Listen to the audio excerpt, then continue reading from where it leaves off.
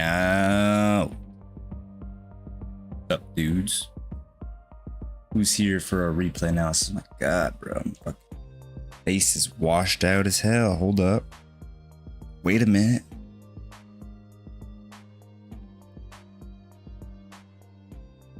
Oh, much better.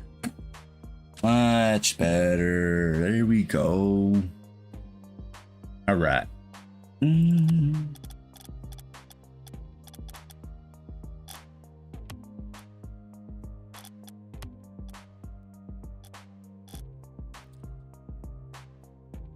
Take a look at our replays here.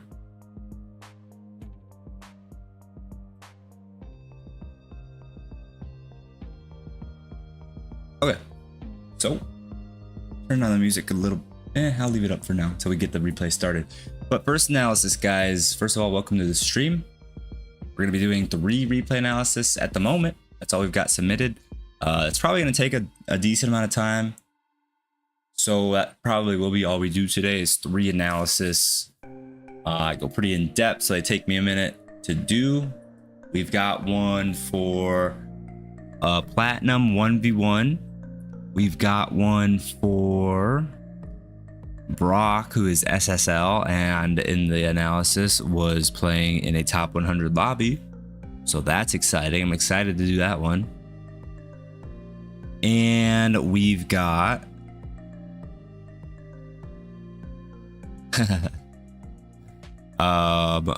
we've got another one that is Diamond 3 2v2. So wide range of skill and playlists even in this analysis, or in this series of analysis we're going to do. But the first one in the list is going to be our Platinum 1v1, where I'm mad geeked. And he's just wondering if he made any mistakes, which obviously I'm sure he did. Everybody makes mistakes in every game, so we'll be able to point those out for him, hopefully. Before we get started, let me get the stream open, make sure everything's running the way we want it to be running. Yeah. Oh, yeah, it's looking good. Cool. All right. Without further ado, already got it downloaded. It'll be easy to figure out which one it is because it's the only 1v1 analysis I'm gonna have here. Maybe might take that back. I deleted all of my other analysis, but they're still here. Interesting. But we found it. We're good. All right, I am gonna turn on the music while we do this. I personally find it hard to learn if I got music playing too much in the background. I don't know if you agree or disagree, but I'm gonna go ahead and turn on the music for both of us, you guys and me. Not off, just down. Something like that seems pretty decent. Let me know if I need to turn it down any more. The video on YouTube, however, will not have, or it will be even lower. So if you think it needs to be lower now and you just want to wait for the YouTube video, you can always do that as well. Here we go.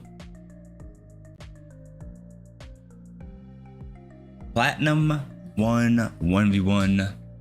Let's get into it. Hey, what up? Bull, how you doing, homie? Thanks for coming to the stream. Appreciate you. All right, kickoff, not bad. I need to turn on the music a tiny bit more for myself. I'll keep it up for you guys. But like I said, hard to focus when I can hear the music too loud in the background. So I'm gonna turn it down real low. I'll turn it up for you guys a little bit though, so you can have some background music. How's it going, Wolf? Thanks for coming to the stream, dude. All right. Platinum 1v1 kickoff. Not bad, honestly, not bad.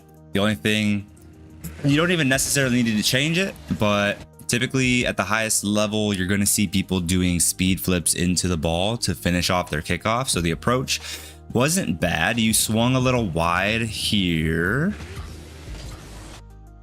right? You want to ideally, honestly, for Platinum, that was a really well executed speed flip. Well, let me bring up my marker Oh, I need to, I think I just noticed that. There you go. All right, so you ideally want to stay as lined up in this line as possible, just a straight line. That's going to put all of your momentum and all of your speed into one direction, and it's just going to make you as fast as physically possible. So that's the goal. So obviously you strayed a bit wide, honestly, but you recovered it pretty well and it wasn't a huge deal. And then the only thing I'm going to say that I was pointing out is at the highest level, and as you improve, you're going to be finishing off your kickoff by speed flipping into the ball instead of front flipping. Some people front flip sometimes. I'm sure if you watch Lethamir, you've seen that he takes a very, what's the word, like basic approach on his kickoffs, and he actually, I think, just sometimes front flips into the ball like you. But at the highest level, yeah, you're gonna see speed flips, and there are hook and push kickoffs, which is something to get into down the line. But essentially, just to give you a basis of that information, a hook kickoff is when you're going to be hitting one side of the ball. And let me think about that. You're going to be hitting one side of the ball and flipping towards the other side. And a push is going to be more so not swinging as wide, hitting one side of the ball and less drastically trying to form a hook shape. When you're hooking, you're really trying to get a pretty controlled kickoff, and when you're pushing, you're trying to force the ball through your opponent. Two different styles of kickoffs there. Nice Dilf stash. Thank you, Revin. Hey, what up, Alfred? On the YouTube stream. That's awesome. Thanks for coming into the stream. Doing all right. You probably don't recognize the new name, but it's Jerry Winters. I feel like I recognize that name. I don't know. I thought I'd recognize that name. Honestly, I don't recognize Jerry Winters. I think I recognize Wool. Why did it leave your comment, Revin? It's showing up for me. Unless he said something on the YouTube stream. But let's continue our analysis here. What's up, Schmitty? Thanks for coming to the analysis stream as well.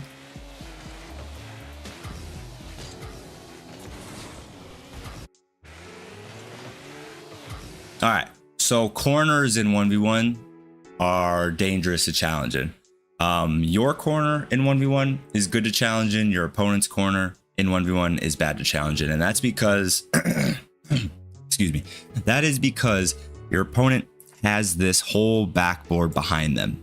Like, so if you challenge them, unless you get the ball, which is, as you see in this approach, is already a challenge in and of itself. Your opponent has a lot of ways to hit this past you without you being able to hit the ball, right? So unless you can overcome that first obstacle of even hitting the ball in this position and not getting outplayed by your opponent, you then need to play it past them and beat them on the recovery and have the ball move slow enough that you can catch up to it before it passes the net. And that is a very low percentage play, like, right? 3 things had to go right there in order for you to even have a scoring opportunity here. So when challenging in the corner, keep that in mind. It's usually not worth it. You usually are just going to want to fake challenge or drive challenge, and you're going to want to drive challenge and just go for the demo. Don't even think about going for the ball. Just play for the demo, because if you get the demo in this position 9 out of 10 times, it's a goal anyways, because you can usually get the ball back in front of the net before they're able to spawn and stop you from scoring. And then if you don't get the demo or the bump and he plays the ball past you, instead of throwing yourself out of the play like you are here, which is making your recovery take longer and giving him an open net behind you in the meantime, your wheels are still on the surface of the wall and you can drive out and recover very quickly.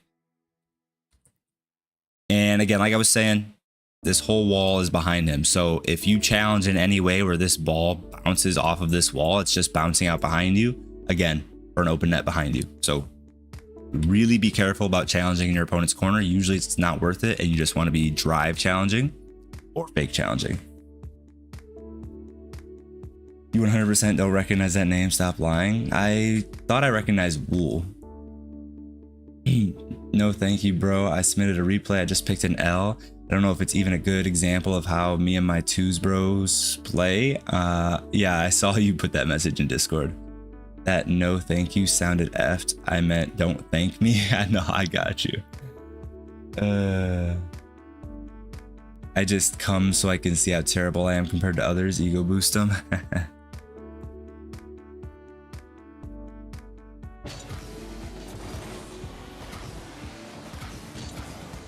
See, a better player right there would have taken that shot and scored. This would have been a goal 100%. Boom, he lands, and that's just a shot on your net.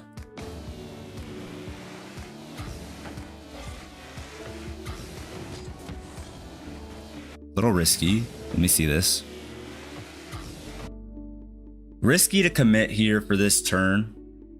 I want to see you close down this distance actually driving backwards. I don't want to see you turn around here. When you see this, right, you notice he failed to catch it on his hood for the flick or to take control, and you're like, okay, let me go challenge before he's able to control it.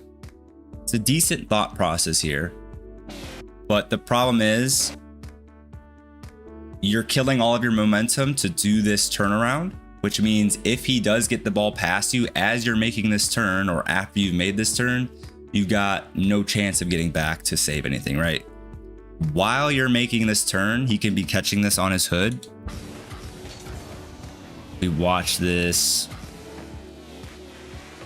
Boom. You see how you have no possible opening to challenge in that time that you're turning here.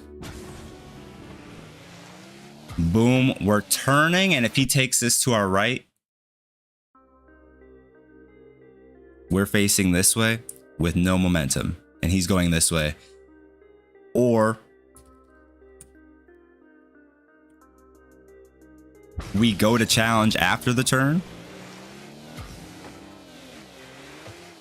Boom, right here. Again, better player. Literally doesn't have to do anything to outplay you here. If he just drives straight, he chips this ball in this direction around you, and it's an open net. So we want to stay in our... This was not a good position to turn around and challenge. We want to stay actually backwards, reverse towards him, close down that distance, but stay backwards. And if you get close enough where you can half flip challenge, which is, you know, back flipping into the ball, doing a half flip, then you can do that. But that way we're not giving ourselves the opportunity to get scored on, because if he makes a play going forward while we're backing up towards him, then we can just start driving forward and boosting, and we're able to still cover the offense. Hi, do you remember me? I loved watching your videos for help like 2 years ago, and I saw this recommended. That's awesome. Tiffany. Do I remember you? So if your name has always been Tiffany, maybe, because I don't have a lot of female viewers, right? Most gaming people don't. So, you know, I remember having some female viewers sometimes, so you might be one of them. Thanks for popping in the stream. Really appreciate that. Again, on YouTube. Awesome to see that the YouTube stream is getting some people popping in. Thank you guys for showing up. Thank you, thank you, thank you. We are also streaming on Twitch right now, so if you want to come to the Twitch and drop a follow, hey, I'm here as well. Yes, it's been, but I put fancy letters in a while ago. Yeah, they are fancy. It was almost hard to read, honestly. Here we go. Continuing the analysis. Going for the shot. Oh. All right, this is scoreable. I mean, hey, kudos to pushing yourself. You're Platinum 1, and this is 1v1, so I would assume that probably puts you at, like, what, Champ 1? What do you guys think? Champ 1 and 2v2 and 3v3? It's probably equivalent to, like, Plat 1 and 1v1. Maybe. I think that sounds about right. So this is scoreable for you, probably in your skill range. So I don't hate you going for it. It's a pretty tight angle shot, though. It's not easy. So unless you're feeling confident in it, you don't even need to go for it. Yeah, you definitely needed to jump earlier, for sure, if you wanted to score this. It is scoreable, 100%, but you need to be up like now.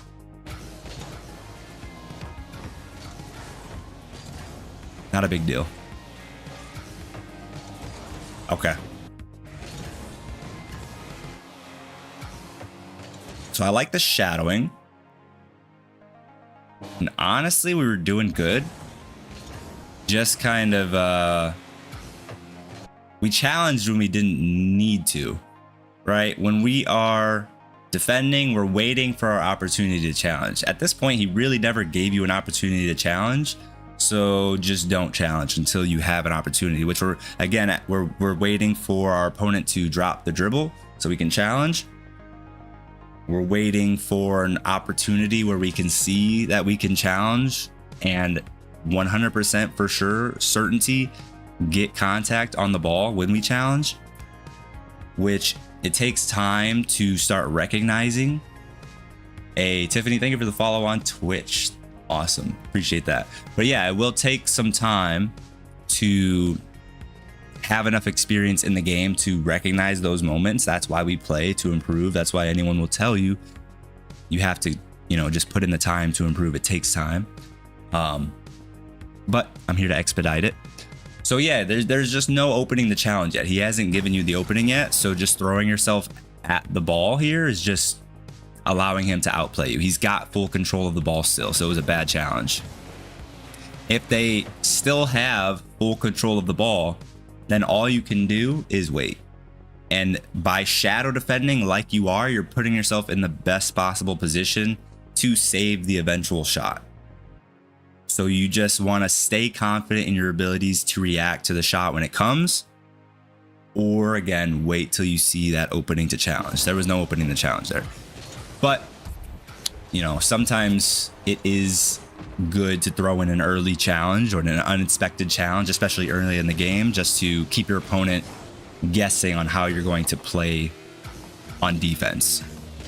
You don't want to do the same thing every time and then become predictable. So sometimes throwing in an early challenge like that and conceding is not always a bad thing, because now your opponent might think in their head that you're going to early challenge every time. And if you start playing passively a couple times on defense, they might just early flick thinking you're going to challenge early because you're conditioning them to think that, and then they give you the ball nice and easily for free. So again, this right here. So you missed your first challenge. Obviously that's bad. We don't want to miss, but there's not much to say about that. But this right here is our opportunity to challenge that we were waiting for. Boom. Like, you should just turn around and challenge that. Now I know I said don't turn around on that last play, but you're not. In this position here, you can turn and jump into this ball and there's no opportunity where he can hit this around you. His most threatening play on you in this position is going to be a low 50-50. So when you challenge this, you just need to make sure that you get this ball rolling out this way. Don't let him kill the ball here. You need to make sure you're flipping with, again, a speed flip off in this direction. You want to force this direction. You don't want to let him kill it here. And you also don't want to let him kill it in this direction or get it moving in that direction, because that is threatening. Because then you're going to be no boost after the challenge and he gets your 100 boost corner, or he plays it around you if he has the time and the speed to do so. So this is a good challenge. There's no opportunity here where you can't make contact on this ball by the time you get to it, or by the time he can make a play on it. But the big thing here, and the thing that a lot of people struggle with, a huge difference between champion players and grand champion players is being able to control your 50-50s and being able to manipulate your challenges and take good challenges. Taking good challenges is one of the biggest differences between a champion player and a grand champion player. And a grand champion, a low grand champion and a high grand champion, still one of the biggest differences is taking good challenges. So we got to be able to control this challenge in a way where it moves this direction and we should be fine.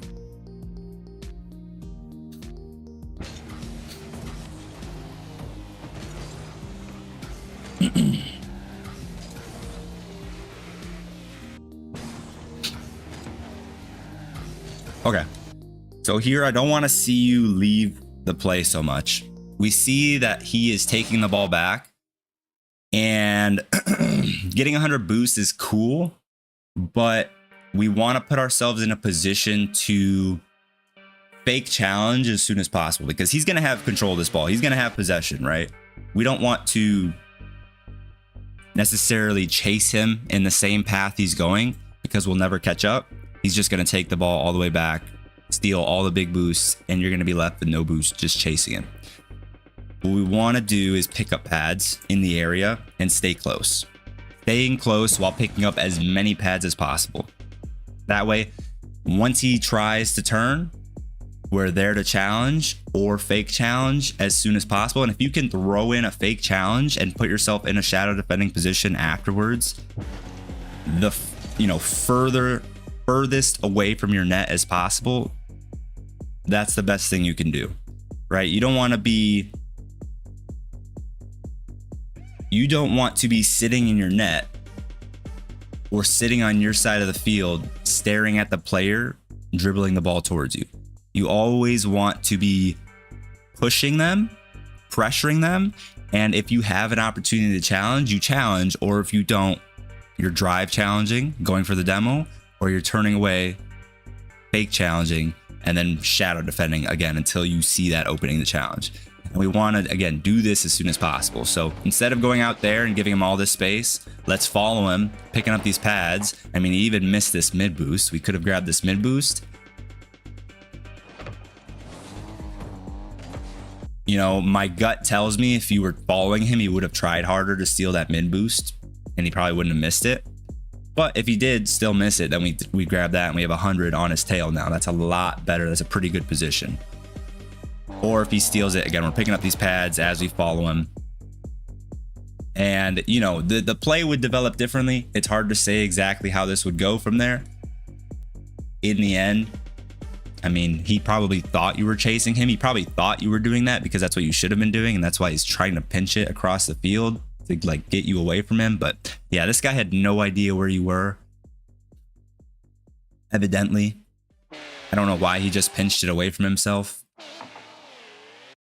But yeah, let's move on. Telling you what I would like to see. But nice double tap. Good shit.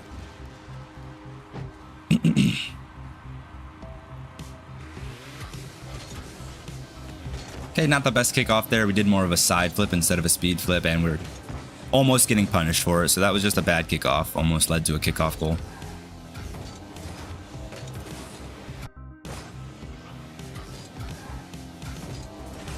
Okay, so no need to jump there. Let's just stay on the wall. We can hit the ball while staying on the wall. Maybe you're trying to shoot here. It doesn't look like you're trying to shoot, though. I don't know.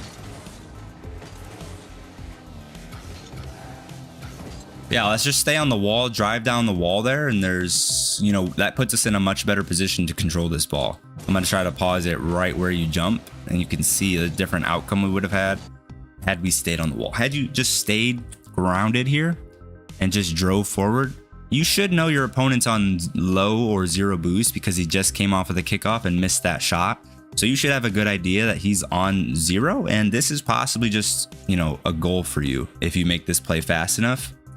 That's probably why you're trying to flip into it. But again, we just drive on the wall. We, 1, bump him, which is a great thing. 2, we chip the ball straight towards the net instead of front flipping in this direction where we're hitting it into the corner where we can't score it anymore. So this is the better option here to stay on the wall. Stay grounded. It looked like he lagged on kickoff. Maybe. Didn't look like it to me. I missed that. Oh, and then we're leaving him. Ooh. We need to apply more pressure to our opponents, okay? So you drove away on that last play where I was pointing out that you could have picked up pads and stayed in the area and, you know, taken advantage of a misplay by him at any point in time. Here, I mean, he just got that 100 boost, okay? That's fine. But you have 70. I mean, there's no reason you need to leave this play. He can't do anything offensively threatening at this point in time. And honestly, you should be looking for a demo on him. Again, had we stayed grounded, we could really be threatening this demo right now. But even here, I think you can build up enough momentum to demo him by the time he lands there. That's another thing to keep in mind is anytime your opponent is flipping, keep in mind that they can't really change trajectory you know, except by expending boost, but even then, not much. So as soon as you see him flip here, you know where he's gonna land. And that's when you hunt the demo. Like, this is a great play every time. Very common play in 1v1 is the offending player looks for the demo on the opponent as it gets into their corner and they're retreating like this. So what I'm trying to say is, a lot of the time in 1v1, you will have a player defending in around this area, and you'll have a player attacking, moving this way. And super common play is for this player on offense to just look for this demo here, because again, just like I was explaining earlier on your first challenge of the game, if you get this demo, you can almost always get back to the ball, get in front of the net, and score it before they can spawn and stop you. So that's a super common play. And then the general piece of advice here that really would have made this play evident for you, like I was saying, keep in mind, anytime your opponent flips near you and is going slower than you, that means you can catch up and demo them on their landing. You know where he's gonna land. He's moving slower than you, so you can catch up to him. Boom, you demo him, roll the ball, score.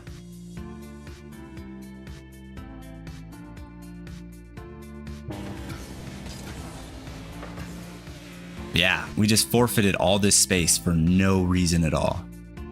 Another tip, another way that you can look for this demo is take advantage of big boosts, right? Oh, I accidentally skipped forward. Take advantage of big boosts. When somebody is moving towards a big boost,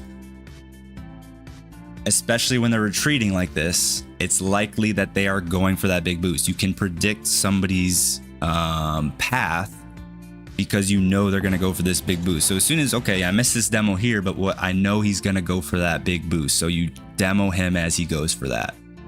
You know where he's going to go. You know where he's going to end up. That makes your life super easy for demos.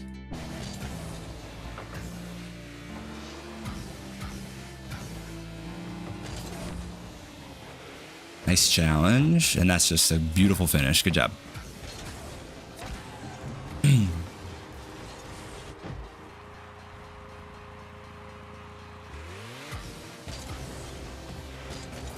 Did a little bit better on the kickoff. Not bad. Okay, good job prioritizing getting the touch here instead of rushing for the boost. Right decision.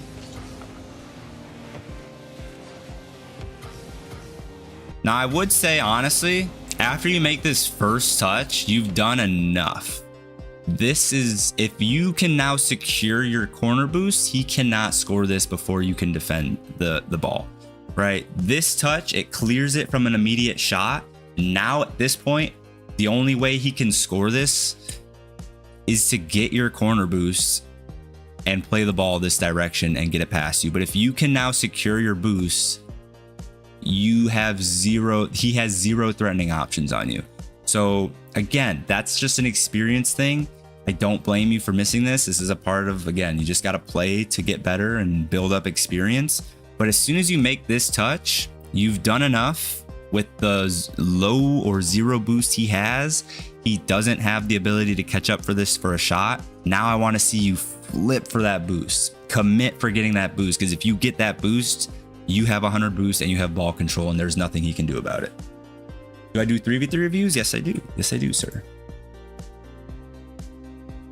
Your PC's lagging from deleting 8,547 Rocket League replay files. Holy moly, that's a lot of files. Jesus.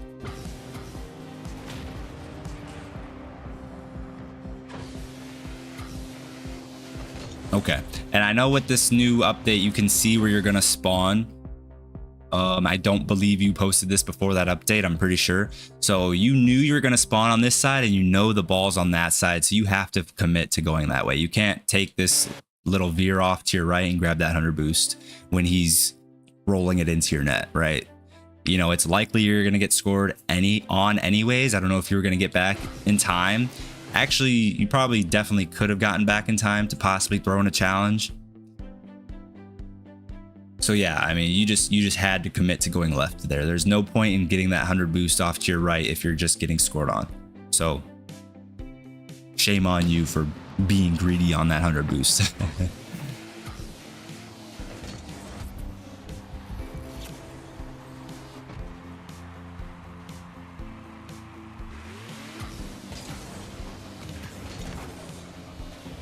Nice, just wait for it right in front of the net. Beautiful, good finish. All right, we got a 1-goal lead, front flip finish again. I mean, we get it. Okay, we miss, it's all right. Oh, what a shot. Honestly, let me see. I mean, I didn't notice he was gonna shoot that, so I honestly don't blame you there. Yeah, that's a really good shot. I mean, the mistake here is just going too far up the wall. Yeah, okay. This is the mistake. So you're positioning like you're gonna be challenging a ceiling play. Like the only reason you would be driving this high on the wall is because you might be thinking he's going to the ceiling. But realistically, how often does somebody at your rank make a ceiling setup play in this position?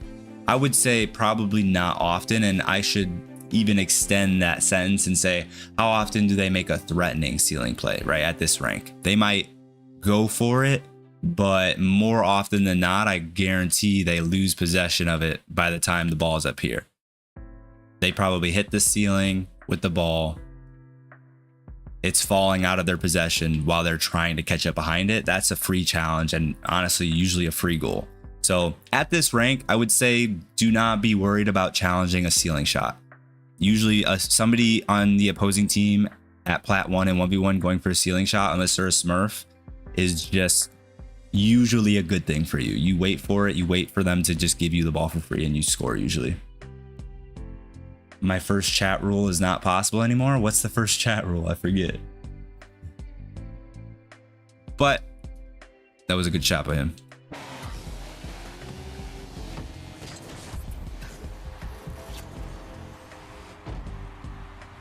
By the way, what's up, Mr. Tencel? Don't ask me to trade you a Fennec. That's funny. I used to have people asking me that all the time. I need to update that, huh? That's hilarious. What's up, dude? Thanks for coming to the stream.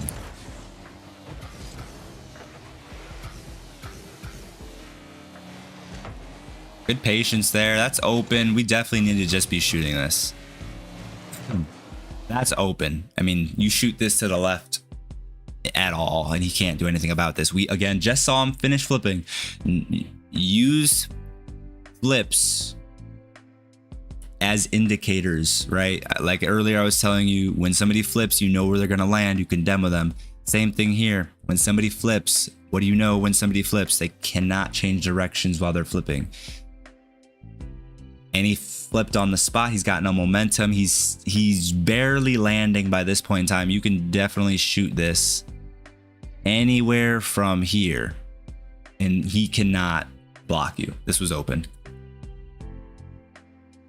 Are you SSL? I am GC2. I've been GC2 since, well, I was GC before free to play and before Supersonic Legend. I've been GC since season 9, season 8 technically, but I didn't get enough wins to get the tag. So I was GC in season 8, got the tag in season 9, and I've been GC ever since. Pre-free to play season 9. And then SSL came out and I've been GC2 since they added that rank. Thanks. Z is GC2/1.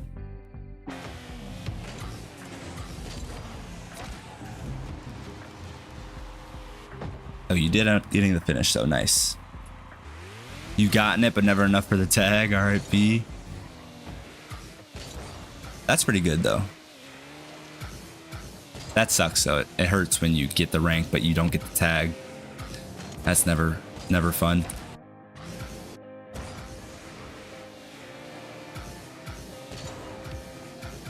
I don't love you going for this, honestly, just because of how unoptimal of a setup this is, right? Why is this unoptimal? Because we're moving this way and the net's this way. Now, if you were off more, if you were center field or if you were on this direction, I would be fine with you going for this play. But with how much of an angle change we have to make on this ball, no offense, but at your rank, I don't see it happening, right? You do end up scoring in the end, but that's just because this guy never challenged you. He should have challenged you as soon as this ball got to the ground and you had 0 boosts, and he comes out with the ball and control. Thank you for the follow, Mr. Tensel. I appreciate that.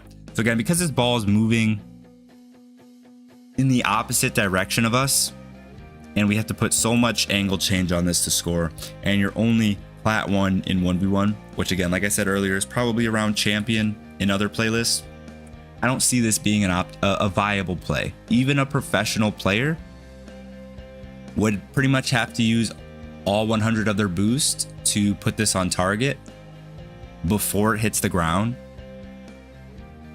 And you were only able to make a play on the ground, which was a pinch. And just being honest, like, that was just bad defense by your opponent. Anytime somebody makes an aerial play and brings the ball all the way down to the ground, that player should be challenging that ball. Like, you should be meeting that ball as it reaches the ground every time. Champion, yeah, I would say somebody in Plat 1 and 1v1 is like a champion 1, I would assume, in like 2v2 and 3v3. That was my assumption. Am I off? You think I'm off base with that one?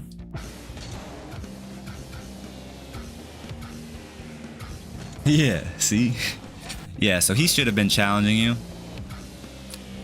Boom, right there. I'll say, he does challenge, he just completely whiffs the challenge.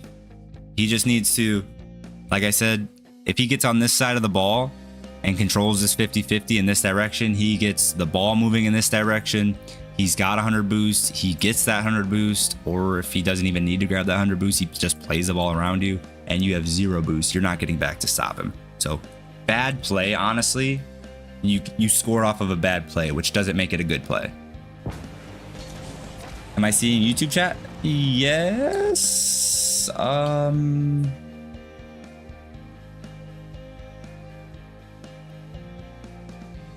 Has Tiffany said anything new? Tiff, are you saying new things in the stream? Because I haven't seen your messages since you said been, but I put fancy letters in a while ago. Oh, yes, it's been, but I put fancy letters in a while ago.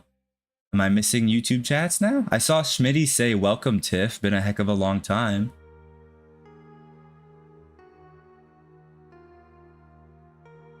What's the last thing Tiff said? And Schmitty... Okay, so I did see everything. Okay, good.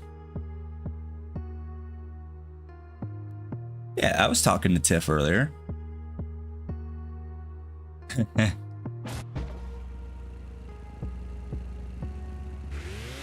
Thank you guys, though. I appreciate you making sure that I'm not missing anything. Nah, you guys are good. Thank you. I like when people are helpful on stream and making sure the stream is running smooth. That in? Close. Okay. Good patience, but you definitely gotta get that boost steal. Definitely 100% should be stealing this boost. You got your opponent at your mercy. You know he's low boost, and you also know if he's gonna play this ball, it's gotta go in this direction, and his car's gotta move in that direction. So the obvious play is that he's gonna try to grab this boost. So what I want to see you do, I'm glad you're not committing for a shot here, because even though he has no boost, he is still able to block a shot. And you know, if the 50 goes his way, he puts himself in an advantageous position. It's usually never worth trying to shoot, even if it's right in front of your opponent's net, if they're covering it. Now, sometimes you just know for sure you can 50 it in, and then, you know, that's okay. But this is not one of those scenarios. You recognize that, good job, but you just need to turn sooner, steal that boost, and then go from there. Maintain control of the play.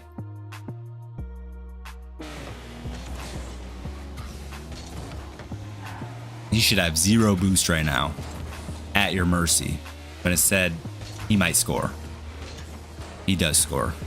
He doesn't score. I don't know why he didn't shoot that.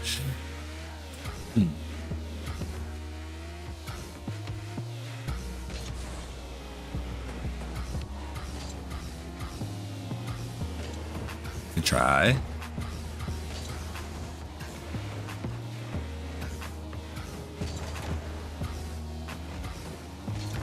Nice. Yeah, okay. It bounces in. But again, didn't do too bad, actually. I was going to say you're giving them too much space. As I was assuming that this ball wasn't in. Then I was going to say, okay, we shouldn't be turning this way. We should actually be staying on the ball here. Staying in the area on pads. But you actually turned pretty quickly after the play developed. So in my mind, like, you were kind of already turning that way. So you were just finishing your turn, actually. You didn't really make a bad decision. It just happened too fast to react to. So never mind, you're good. But it ended up bouncing in anyways. Thanks, Schmitty. LOL. Sorry, I was rewatching from the beginning of the live to see what tips I missed. That's awesome. That's another great feature of YouTube. I'm glad I started doing these YouTube streams.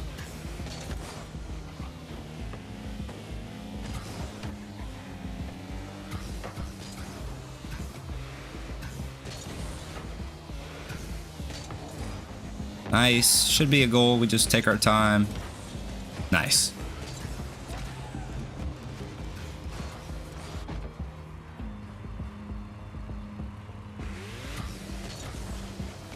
Ooh, teammates, is he Dunzo? Dunzo Onezo?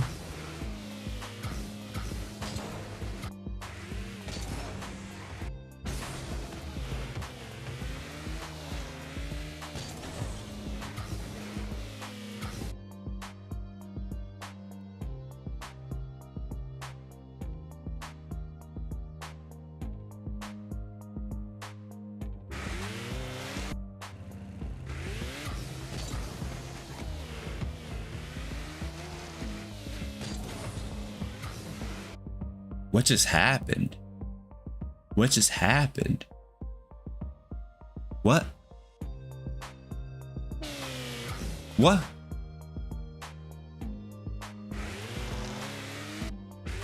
I guess. But it looked like he definitely hit the ball that way. Okay, I don't know. Never mind. Yeah, it must have been server lag.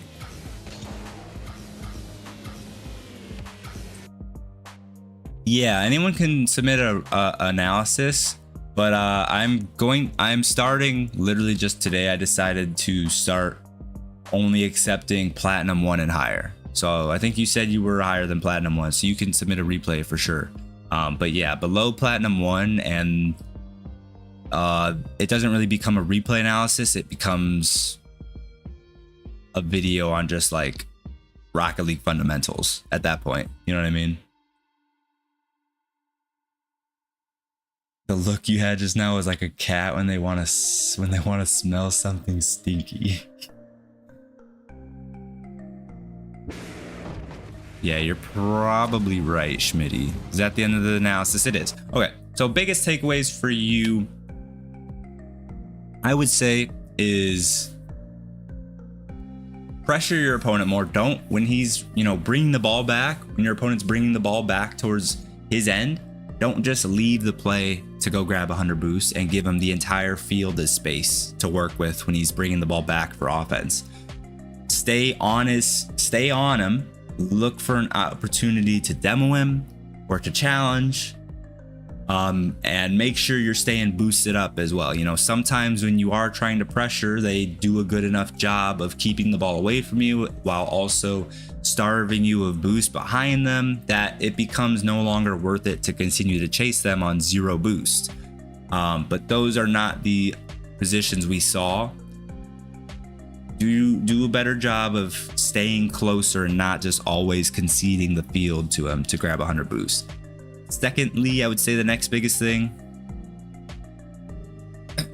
is when you're shadow defending, don't challenge if they haven't given you an opportunity. Now, like I said, the caveat to that is sometimes it's good to throw in a stupid challenge because it makes your opponent think that you're just gonna rush every time, and you condition them to think that way. And then when you stop rushing, they continue to flick early or to shoot early, and then they give you an easy save or an easy clear into free possession.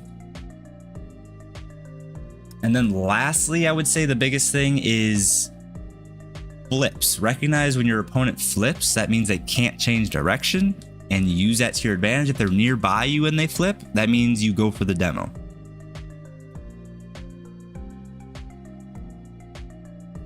Love the wrap up and the bullet points at the end. Thank you. Yeah, that's, I think, your biggest 3 things. Everything else was pretty situational. Go back and watch it through again.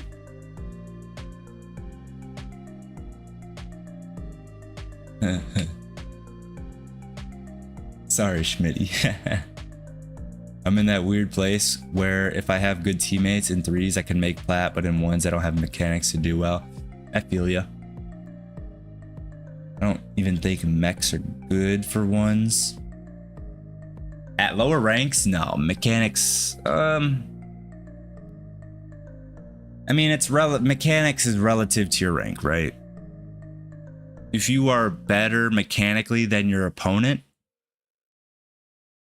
and you have and you have equal game sense, then you're gonna beat them most likely. If your mechanics are better than your opponent's, but your game sense is worse, then there's a good chance your opponent can still beat you. It just depends on how extremely out mechanic you are, because a player with, you know, much better mechanics than you but lesser game sense can still beat you on just mechanics alone. But if the gap isn't that great and your game sense is better, you can beat them.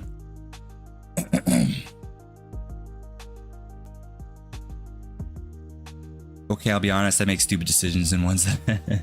LOL, my replay will make you eat those words. 0 max all game sense. Hell yeah. Honestly, that's how I usually play too. Sometimes I feel like, okay, my teammates aren't doing anything. I need to be more offensive and aggressive, and I start pulling out some more mechy, you know, solo plays. But usually I am pretty passive and like to play more so just taking advantage of my opponent's mistakes. I'm gonna grab some water really fast. My throat is dry.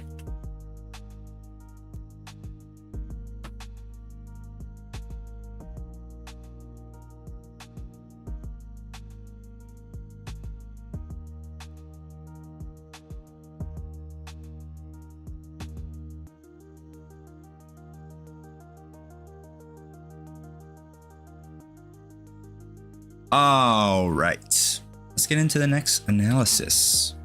You know what's really cool about this new PC I got? It's so good that I'm streaming and recording at the same time. So my videos that I make out of streams, like I've done in the past, don't have to be in stream quality anymore. I'm gonna be able to top this up and upload it to YouTube at full HD.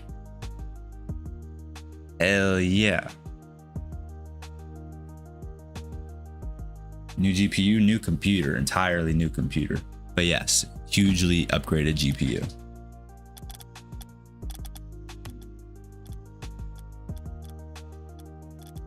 All right. So let's give that one the check mark of completion. Boom.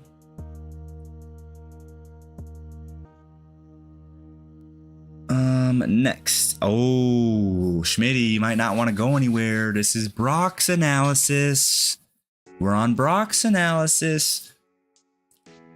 He said, struggling to win in top 100 lobbies. Can't seem to break the barrier between SSL and top 100. Teammate was top 100 player, saying I look lost, so I don't know, I need help. Gamertag Brock. I was excited to do this one. So we're going to be analyzing an SSL who is borderline top 100. I have a budget PC, RX 6400. Can't stream and play, so that kind of sucks. That's essentially the same boat I was in. I very much disliked streaming, even though I wanted to, because my game performance suffered a lot and I was at a huge disadvantage when playing while streaming. I don't have that problem anymore. It's nice.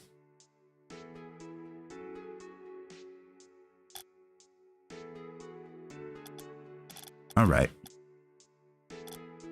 This one, Brock, maybe? the right one? No. I gotta see. Oh, top 100 lobby. There it is. I realized I F up and didn't get enough RAM. Sag. All right, here we go. This is the replay of the night for sure.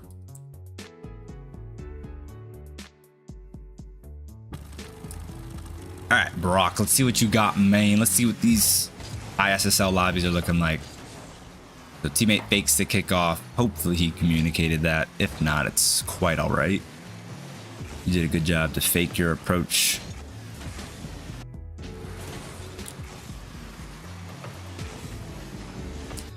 All right, so honestly, this is your ball. Your teammate shouldn't be pushing this. There are no boosts. They have no play moving into the corner here. This is your ball. I mean, your teammate. He said you look lost, but so far he looks lost. All right. Anyways, this is why if you've been around my channel for a while, I've always said the person who talks shit first is usually the one who's in the wrong. So we'll see. Maybe he's right. Maybe, you know, he cleans it up in the future. Let's keep going.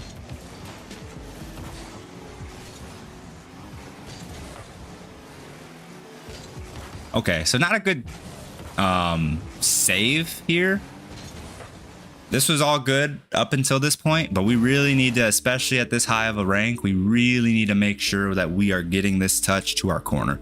This, sorry, gross. This needs every time to be a touch to the corner. You need to delay your touch, save your flip, and delay your flip and touch until you can get it to the corner. Because I mean, if you think you can get a booming touch on this ball, and you might be able to, right? And even in this position, it's not a great option, because if you get a booming touch, the best you're gonna do is get it moving in this direction. He grabs a boost and makes an aerial play. So, I mean, playing it to your corner is always a safe option, but I wouldn't hate a booming play or a booming ball this direction. It's not a terrible option either, because evidently making this touch to your corner, you're still conceding possession and boost. Pablo just has more momentum than you moving in this direction. There's nothing you can do about that. He's going to get your boost and they're still going to be on offense. But the difference is the touch you make here just leaves the ball in front of your net for a shot. Should have grabbed the corner boost there. Well, that's what I'm saying. He can't. Pablo beats him to this boost every time, and that's just an inevitability. There's some things you just can't avoid in Rocket League. Some sequences of play that are just always going to happen. No, when he was on offense. Oh, okay. Yeah, see this one more time.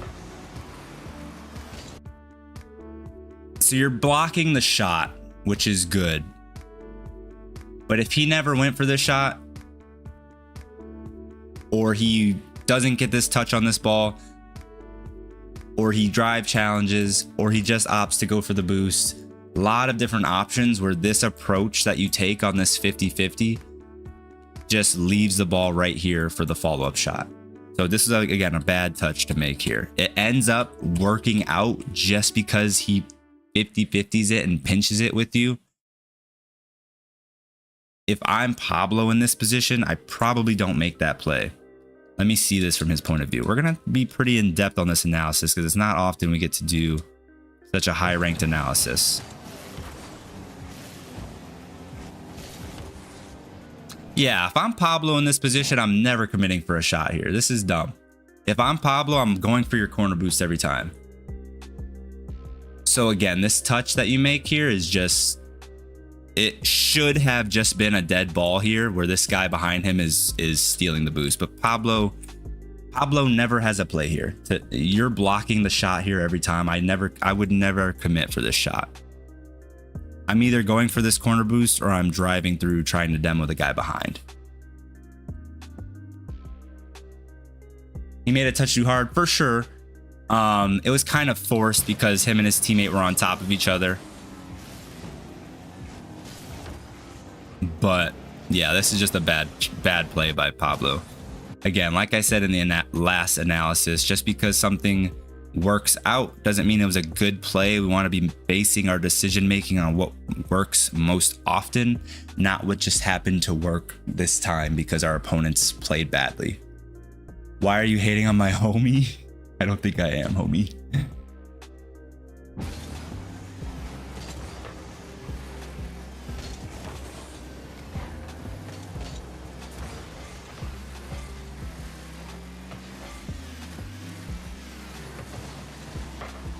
Good positioning there. Okay, that's a bad. Okay, I don't like this.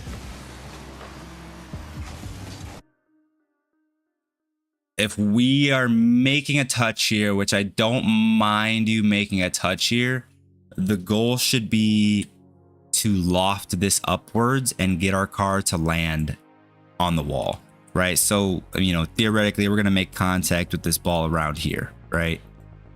I think it's falling right now. Let me replay this. Pablo and I go way back, do you? Yeah, the ball's falling. So we're making contact with this. You know, I can even play it out till you make contact. Boom. Our goal here should be... we're making contact and landing our car on the wall with this lofting up in front of us. And then we're gonna be low boost, but at least then we're in position where we can take a 50-50 if he comes up and challenges, or if we just beat him because he committed here. Again, we're at least on the ball, in control. We might not have a lot of boosts, but the play you made is just bouncing the ball off the sidewall. Yeah, you beat the first guy, but the second guy is back there. Your teammate's not in a position where he can get to the ball. He just took a shot and is recovering out of the net to the opposite side of the field. So you're not passing this to anybody with this touch. You're not maintaining control with this touch. And in fact, you're actually passing it to his second man with this touch. Wait, are you being serious, Revin? Are you actually being serious? If he jumps earlier, he can hit it off corner and double tap to mid. Taking full boost on recovery, maybe. I don't think so, honestly. Let me go back and see that.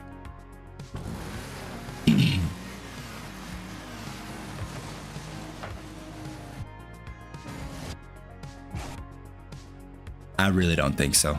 I think with this angle he's got on this ball, actually I know for sure, with this angle he's got on the ball,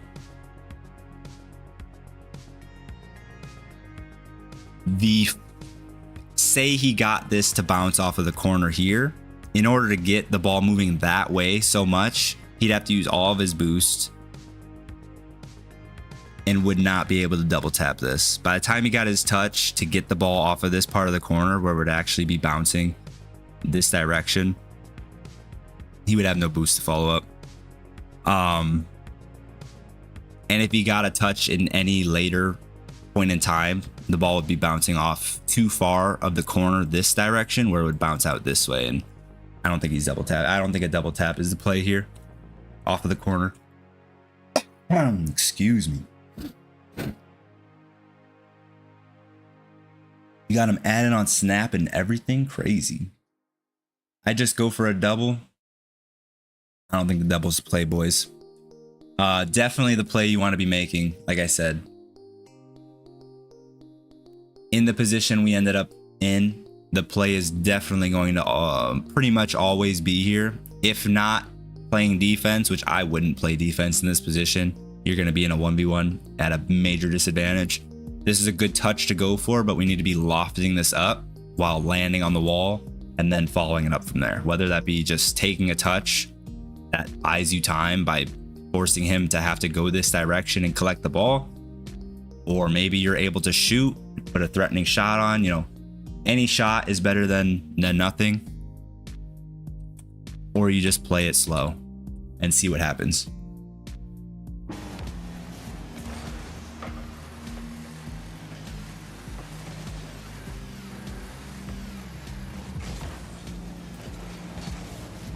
Good bomb. Aye. Wait. I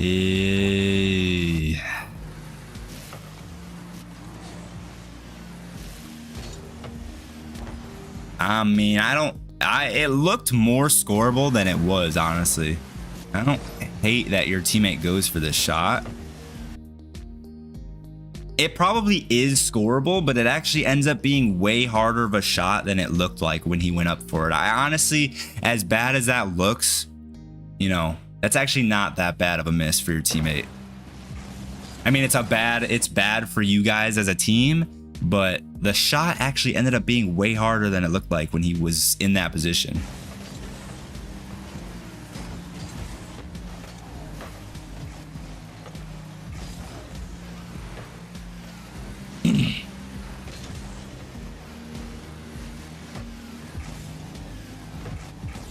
Beautiful, dude. You're doing really good. Positioning in the right spots every time. Bro, everybody's got the flu right now. There's something going on, like going around. I've been sick for like 2 weeks. Not like bad, but noticeable. All right, let me go back. Not bad. So, yeah, no, that's not bad. You're fine.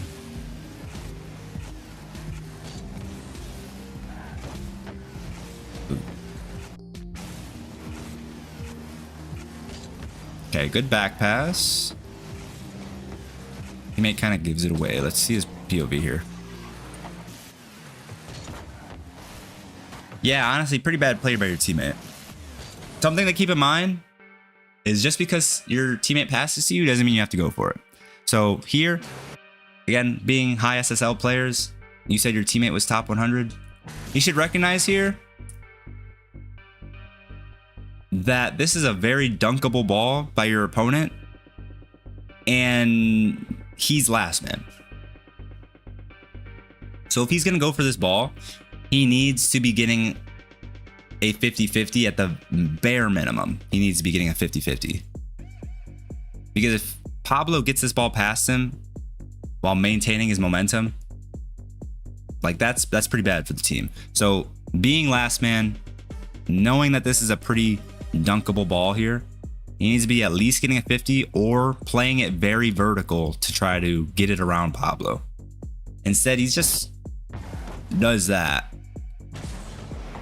And under certain circumstances, honestly, like, there's many of circumstances where Pablo doesn't have to do anything. We literally saw it in the last replay analysis where we were doing a 1v1 Platinum 1 replay analysis. You just chip the ball on the wall, driving straight, and you get the angle for the shot. If this ball hits more the front hood of his car instead of the left bottom side of his car, I think that's just on target, to be honest. So very close to him just conceding a goal there with that poor challenge. He could have not even gone for this. Again, just because somebody passes you doesn't mean you have to go for it. Just turn away here and shadow the ball back to the boost if you don't have a play going forward where you can't get this past Pablo. Like I said, he could possibly play this very vertically and get this past Pablo, possibly. But if he doesn't want to take that route, turn.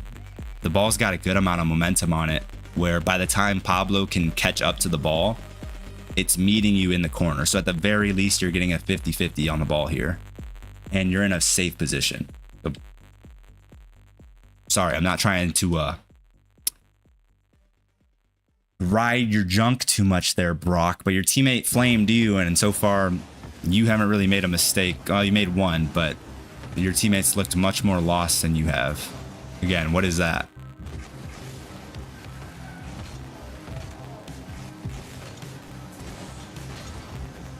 Not much needed to say there. He just completely lost possession on his first touch. It wasn't a passing touch to you up the wall, which I thought maybe he was trying to, you know, lob this up to you on the wall. Wasn't that. Got this touch to nobody, didn't set himself up, and then proceeds to use all of his boost to not even get a touch on the ball. And you concede because of it. And here I was thinking we were going to flame Pablo the entire game. That's funny. I wish Brock was here right now for this analysis.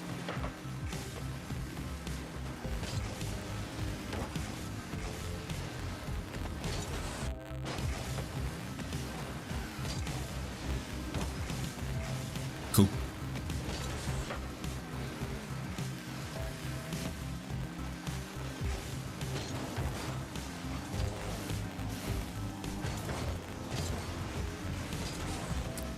Now, I will say, being as high ranked as you are, I don't know, it's worth pointing out.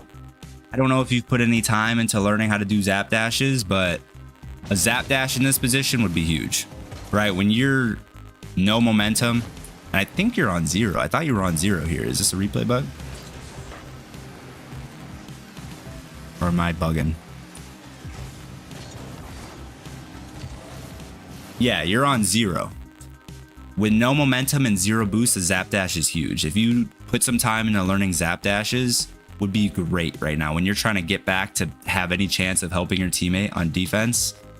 What's his Discord tag? Brock, I think.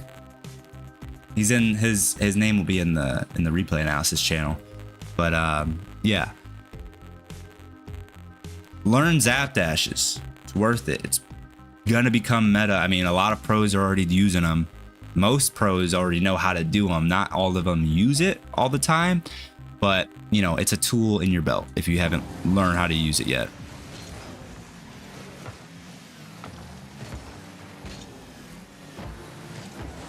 I would not give that recommendation to somebody if they were not already very high ranked like you are. It's not a necessary mechanic below GC1. I mean, even then it's not necessary, but every small advantage is an advantage. All right, what happens back here?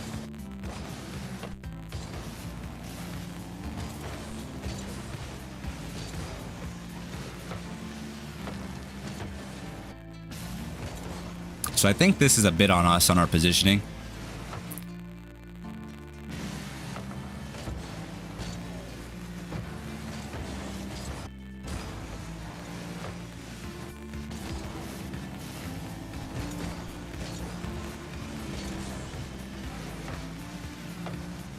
Honestly, it's not bad. You're good. I was gonna say our rotation back on defense was a bit sharp, right? We're arriving back to net at the near post, and usually that's bad, but we do have to be under the assumption here that the opponent behind us is ready. And so this bounce here, it's threatening if there's somebody behind us ready for it. But then what ends up happening is actually Nightberg stays on it, and that's actually what kind of throws us off a little bit, because we didn't expect Knight to stay on it. We expected his teammate behind him to come in on it, and we're getting ready to play this bounce so that he can't take a shot or make a play. And then when Nightberg stays on it, we're like, oh, okay, I don't need to be this close to the ball. Whoops. And then we adjust our positioning. And then 2 backwards challenges, 50 forces out behind us. Only thing you could have done better, only thing, and it's like super, I don't even want to say nitpicky. It's almost like this is almost still your teammate's fault. I'm not going to lie. But what we could have done to cover for our teammates' bad challenge here is just get ourselves into a shadowing position. Being in a shadowing position is never, I wouldn't say never, but with no momentum, I would say in this position, facing the ball or shadowing doesn't make a difference in what we can do, but it does put us in position to always be covering our net. So the only thing we could have done better here is get ourselves at least facing towards our net a little bit, like facing, or in terms of our angle, this direction. Always shadowing. If we're playing defense, we want to be at one post facing the opposite post so that we never allow balls to get behind us like this. That's the whole point of back post rotation, or I don't even want to say back post rotation here because technically you're at the near post, but you always on defense want to be at one post facing the other post. Again, just for this exact scenario, you don't allow a ball to get behind you where it's an open net behind you. He double commits in the corner, should went wide, swing L to back post. That's what I was saying, but I already explained why his thought process was what it was, and I didn't really blame him for it, because if he does take that wide rotation like you're saying, and this player was here and he doesn't stay on the ball, he actually just rotates out, Pablo then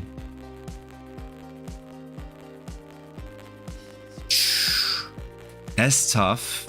You could say, actually, if he went back post, even if Pablo does get a shot there, he likely can get there to challenge it and meet him for the shot. But I would say, if you find yourself in this position, it's close. You could definitely argue that he would have been okay had he just swung wider on his rotation back and gone back post. I can see that argument for sure, because then he'd be able to see Pablo approaching for the shot with a wider camera angle, being further back facing the play. And then he'd be able to see Pablo coming for the shot, and he should be able to jump and challenge the shot. I can see that argument for sure. But at the very least, once he finds himself in this position, again, you want to be at one post facing the opposite post anytime you're on defense.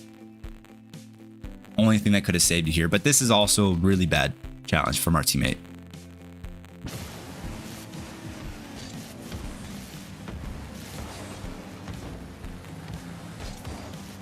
Yeah, that's a really, it's bad because it's unnecessary. There's no threat. No threat here. He doesn't need to challenge. What I would do is I would power slide, and if I was him, power slide and get myself facing this direction. And then he can challenge, and he can actually force the ball this way and come out with boost and ball.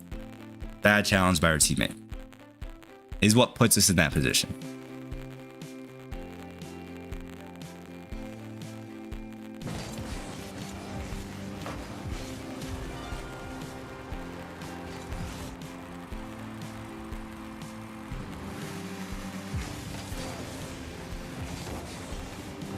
Okay, not our best kickoff. Definitely when I'm really locked in, and you should obviously be really locked in at this rank, always telling myself, good kickoff.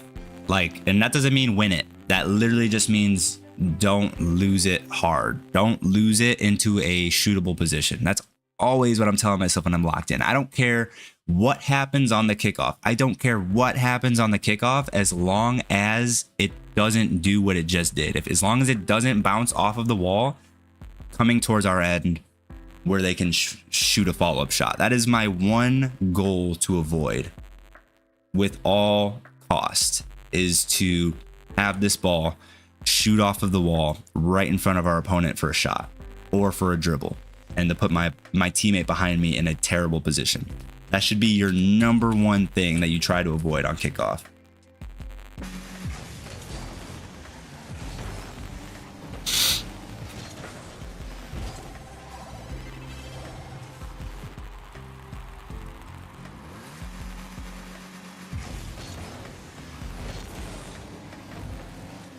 And it's super because you obviously you did fine on that kickoff.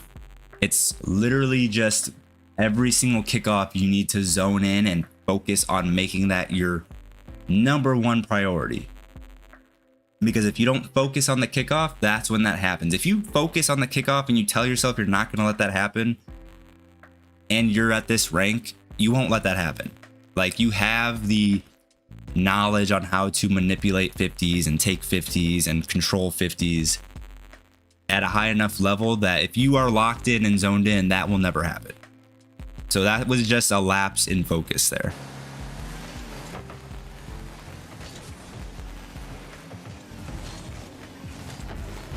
Damn. What puts us in this position?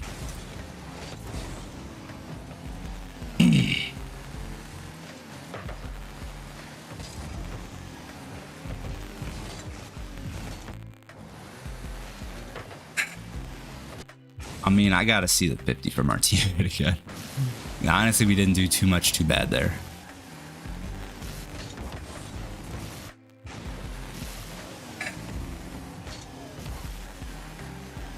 Honestly, that bounce is super unfortunate. That's like a very weird bounce for how your teammate played this.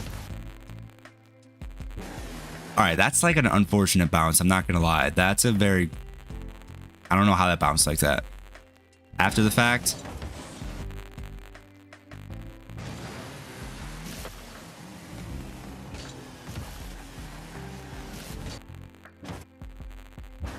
I mean, it's not terrible. You didn't have a lot of time to react. And honestly, you didn't do too bad either. I think this is just... You got a little unlucky on this one. I mean, you don't have time to really swing out wide to grab more pads. You don't, honestly. You don't have the boost or the momentum or the time to go for that path of pads to your right. You did all you could. You just couldn't make the save. It was a good flick. It was an unfortunate, you know, 50. Good challenge by them. Good follow-up by the second man. Nobody really did anything wrong. Sometimes there's plays in Rocket League where nobody does anything wrong. Yeah, like you said, it was just a good shot. Good play.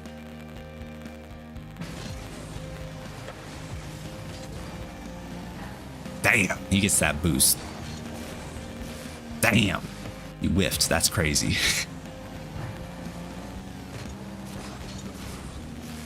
Damn, whiffing there is kind of fucked. Definitely can't whip there. Yeah, I mean, that's on you. I can't put any other words to it. That's just a whiff on you for sure.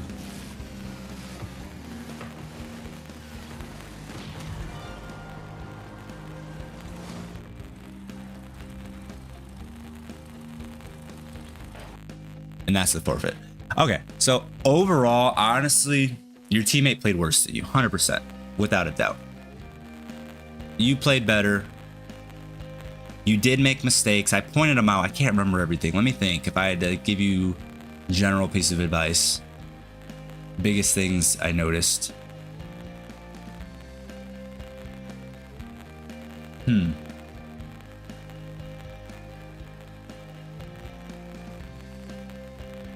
Honestly, the only things I pointed out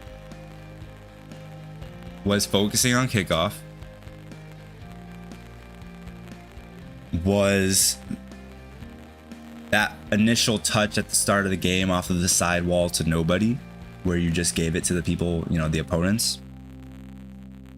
Everything was situational. There were no repeat mistakes. Everything was situational. So that's a good thing. Well, it's a good and a bad thing. If you have a consistently repeating mistake, then a lot of the time, if you fix that mistake, then boom, everything's good. But you made a couple different mistakes, but they were small. Honestly, your positioning was good. I would say you looked like a pretty passive player. Didn't display much mechanics, and that's another thing. How do I say this? Do I want to say this? Am I right in saying this? These are things I have to think about.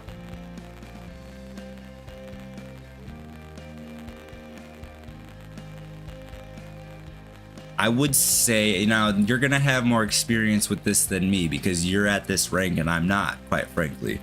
But it would be my assumption that trying to just play off of your opponent's mistakes and win games that way starts working less and less the higher you rank up, I would assume.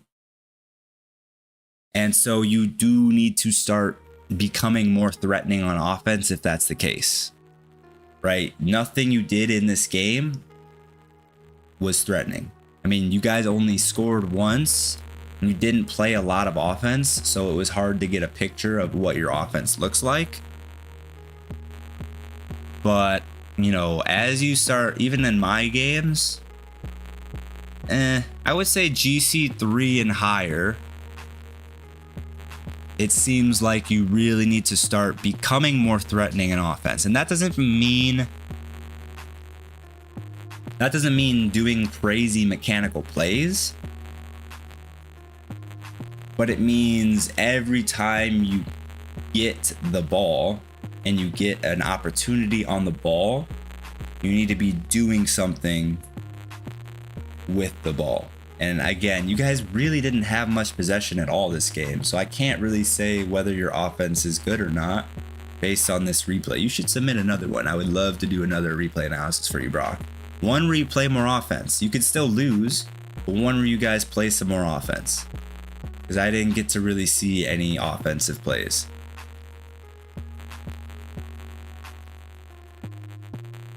But yeah, overall, I wouldn't say you looked lost. I would say you guys didn't really do anything on the couple of times that you did have possession of the ball. I think you personally only had possession of the ball like literally one time this whole game. Like, you made a couple challenges maybe, but you literally only had possession of the ball like once, and your teammate had, you know, an opportunity to have possession of the ball maybe 2 or 3 times, and neither of you did anything where you actually kept possession of the ball and were able to turn that into offense. So that's the results of the game. You'll have a 5-1 scoreline if that happens. That's it though. Do the outro for the YouTube video later. If you guys liked the video, I forgot to do this on the last one, but if you guys liked the video, be sure to leave a like on the video, comment down below if you maybe caught something or think something that I didn't catch or say. Let me know. I'm sure Brock would also love some additional tips from people down in the comments. If you've got some, subscribe if you're new here. See you guys in the next video. Thanks for coming by. All right, stream last analysis of the night. What'd you guys think of that one? Did you like it?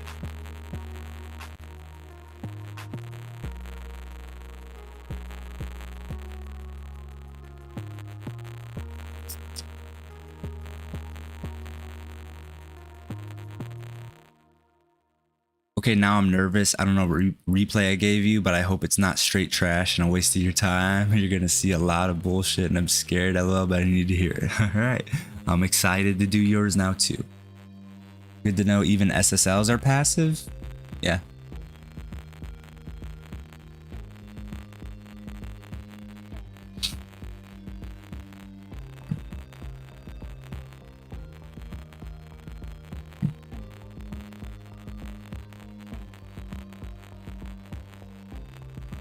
If I feel ones is better, I don't. I would rather do a 2v2 analysis. So I'm gonna do the first one you submitted.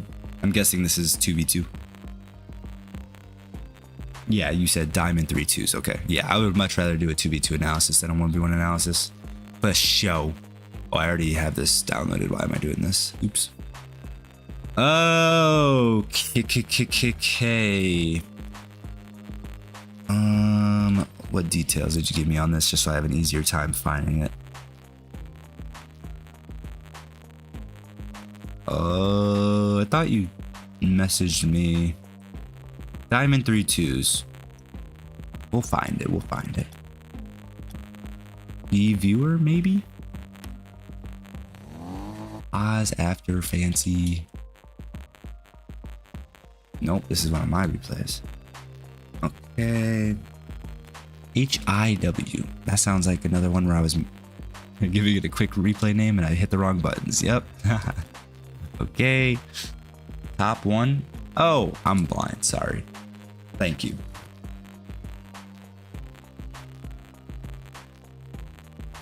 All right. For the video, for the YouTube video, did you give me any details here?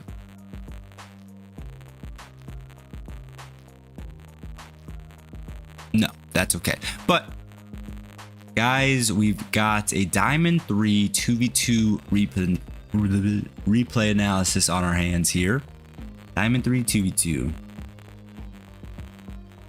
Didn't give us any details to go off of, you know, maybe strengths and weaknesses or whatnot. But hey, that's okay. That's okay. Let's just get right into it. Damn, that engine. Holy. All right. Let me focus. Okay, not bad. All right, you gotta put our pedal to the metal there for sure. Pedal to the metal. Diamond 3. Keep that in mind. Diamond 3. Diamond 3 is not that low of a rank. You definitely have the ability to speed it up here and still hit this ball. So definitely need to notice that this is scoreable. This is threatening. Boom. We should have no problem here. Just boosting, getting closer for this bounce. Maybe you thought it was going to bounce out further, but I think if we watch where this ball bounces, we can tell that it's bouncing lower. Yeah, this hits ceiling. This is ceiling and down. So all of that trajectory, all of that angle or that momentum just got transferred downwards, right? So it's going to have a lot of that angle just got made very acute. Taking it back to math class, that was it's now a very acute angle. And so when it hits this wall, it's going to have a very acute bounce as well. So it's going to be pretty close to this wall when it bounces. Again, just because it just bounced down, that bounce is not going to come off the wall very much. Maybe you missed the fact that it hit the ceiling here. But yeah, we definitely need to get there and clear this to our corner. I'm pretty sure he just scored, right? Yeah, good finish by him. But not much else to say there. Let's keep going.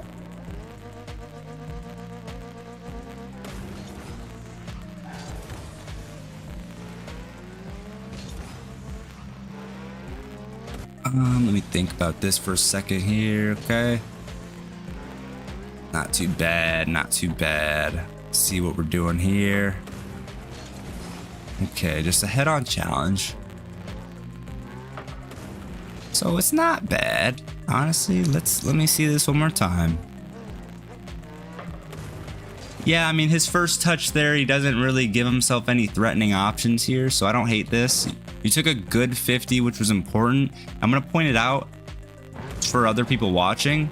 It was really important that he forced this 50-50 to the right like he did, so I hard challenge like too much. Well, this is, like I said, it was a good decision here just because this touch he made, he kept the ball completely glued to the ground and he's dead center behind it. He can't really change the angle on this ball. You know it's coming straight at you. So this was a fine challenge to take. The important part was that you forced this to the right, which was really well done. Because if this ball had gone to the left, boom, he's got a free shot. So good job, good challenge. That's a sign of a good player. Good job. Like I was saying earlier, one of the most important skills and what separates champs from grand champs and low grand champs from high grand champs, taking good challenges. Taking good 50-50s.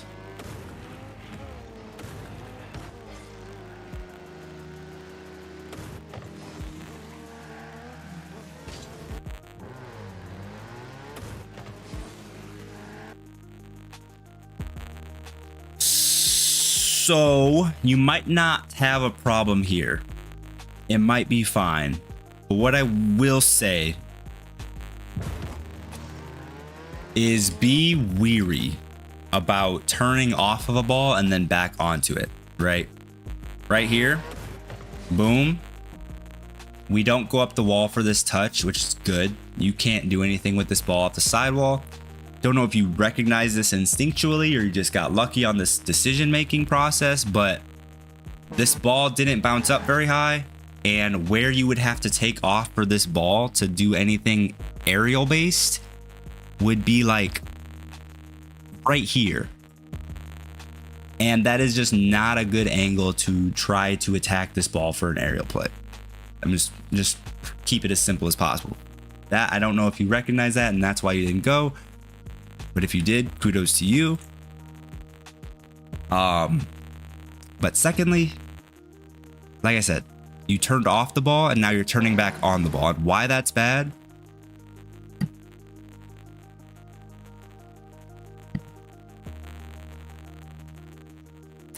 Why that's bad is because, especially at any rank, honestly, the art of rotation is unfortunately getting lost at the highest levels. People think that now that everybody has really quick recoveries, rotations don't matter as much, which to some degree is true, but to a lot of degrees still is not true. Rotations are super valuable. A lot of situations that I've always been able to point out at the highest level of gameplay where if basic rotations were used, a lot of situations would be avoided. But especially at lower ranks where recoveries are not as humanly fast as they possibly can be, rotations are super important. So anytime, if we are properly spaced in rotation, if we are properly rotating and are properly spaced, anytime that we make a decision to not go for a ball, we should be able to rotate out and our teammate should be able to rotate in. Rotation should be a circular motion. And again, once we decided to not go for this ball, you were right. You said in your comment here that you usually rotate out the wrong direction. You didn't go for this ball and you rotated out this way. That would be the wrong direction. Like I said, rotation should be circular. So if your teammate was coming in here for this ball and you rotate this direction, that's not a circle, right? You're moving this way, he's coming from that way. You're making more of a line. You're making more of a line when you do that, and that's a bad rotation. You should be moving out this direction, away from the play, away from the ball. It's a big, excuse me. It's a big phrase that'll help you a lot. Rotate away from the play. Rotate away from the ball. Ball's over there, so don't rotate back ball side. You rotate away from the play, away from the ball. That keeps the rotation circular and your teammate comes in for it. Now here, we got a little fortunate because he's far enough away where he didn't end up going for that. But had he been properly positioned and properly, spaced with you, he would have been close enough that he would have felt like that was his ball. And sometimes you'll have a smart, teammate who will recognize that you just rotated back into the play when you shouldn't have, and he won't commit. Well, a lot of the time you'll have somebody who just goes, not really noticing that you made a mistake and not covering for your mistake, and then you've double committed. He knows me. I'm making him worse. What do you mean?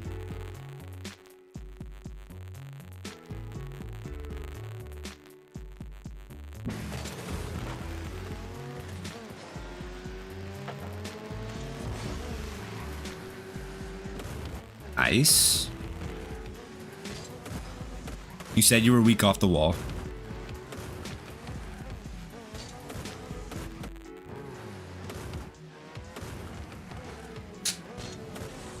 Yeah, honestly, I mean, again, this ball, you can't do anything with this.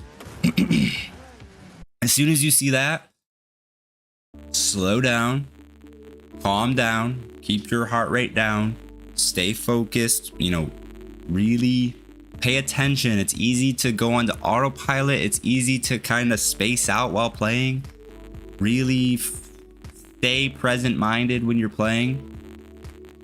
And recognize I'm ahead of the ball.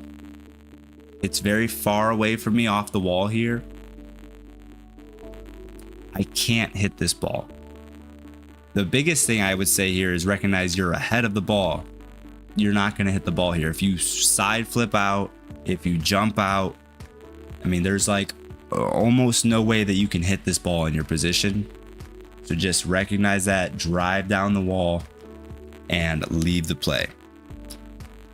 Instead, we go for something that we never had a chance of hitting, and now we're out of the play for an additional, that was like 4 seconds of being behind the play instead of already back and on defense.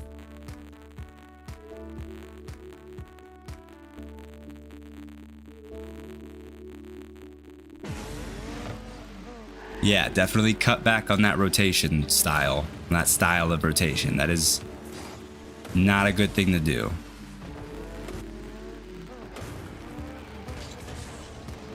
You want to think of rotations as taking turns. You're taking turns with your teammate. If you are ever in a position where you lose possession of the ball, you lose control of the ball, it's almost always going to be better to just rotate out and let your teammate rotate in, you rotate behind them, and you take their position, they take your position.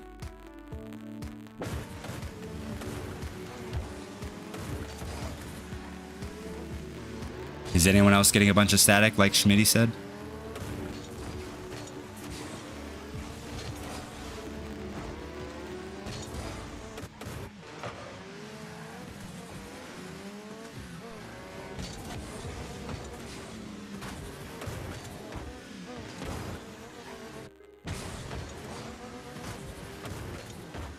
All right, let me go back a little bit more.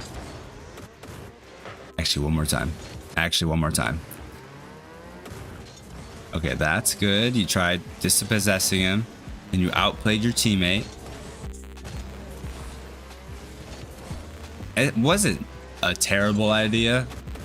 What I would like to see you do here, if you're gonna make that touch, if you're gonna make a touch here, it should be to your corner boost. This corner boost. If you're making a touch here, that is the touch every time in this position. That is, if you try to take this mid boost, he beats you there. He gets boost and ball. It was wrong side rotation. Well, it wasn't bad here. No, the wrong side rotation wasn't bad here because your opponent had possession and you were trying to help your teammate and dispossess the opponent. You were trying to bump him off the ball, make him lose possession. That was fine. It's a very normal play to go for. The issue is afterwards, you didn't have to do anything else, technically.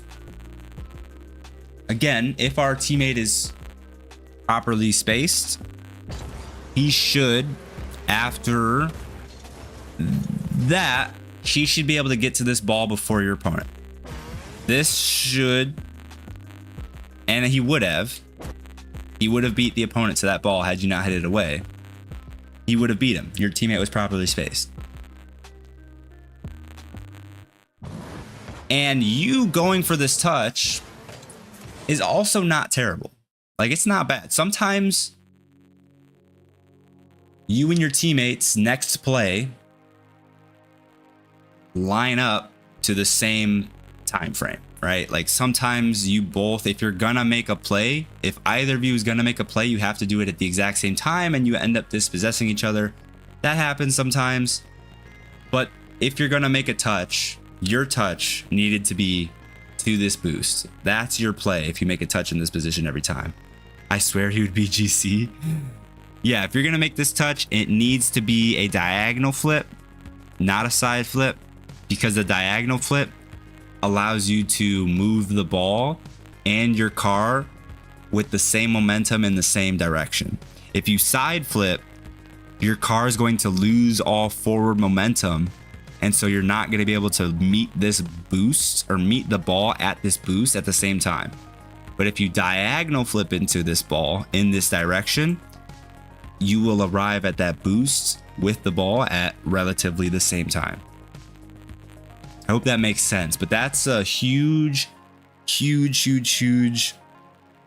thing, is being able to diagonal flip when you want to diagonal flip into the ball and not side flipping when you are not trying to side flip into the ball. Diagonal flips and speed flips are super useful for getting two things done at once, which is usually moving the ball and your car in the same direction, again, usually towards a boost, to then get possession and have boost to make a play.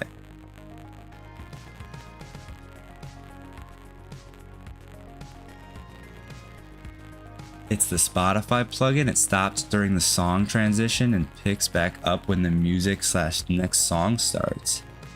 Not a big deal, but it's been going on for about 20 minutes. I turned it down.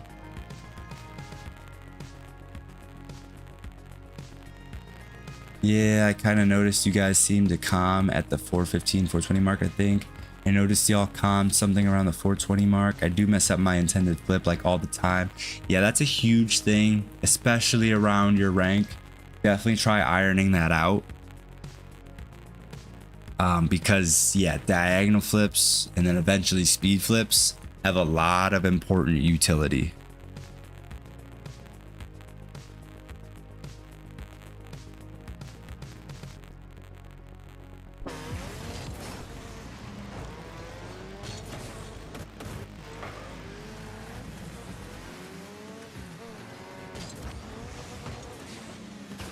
Honestly, good try on the pass. Teammate whiffed. Luckily, you guys didn't get scored on.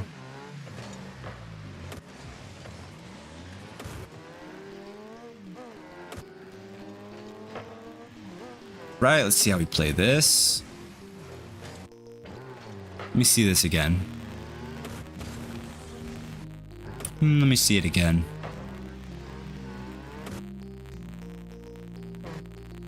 So this is risky, right? Trying to hit this forward is risky. Because if he gets any piece of this, what often happens is it just shoots straight up.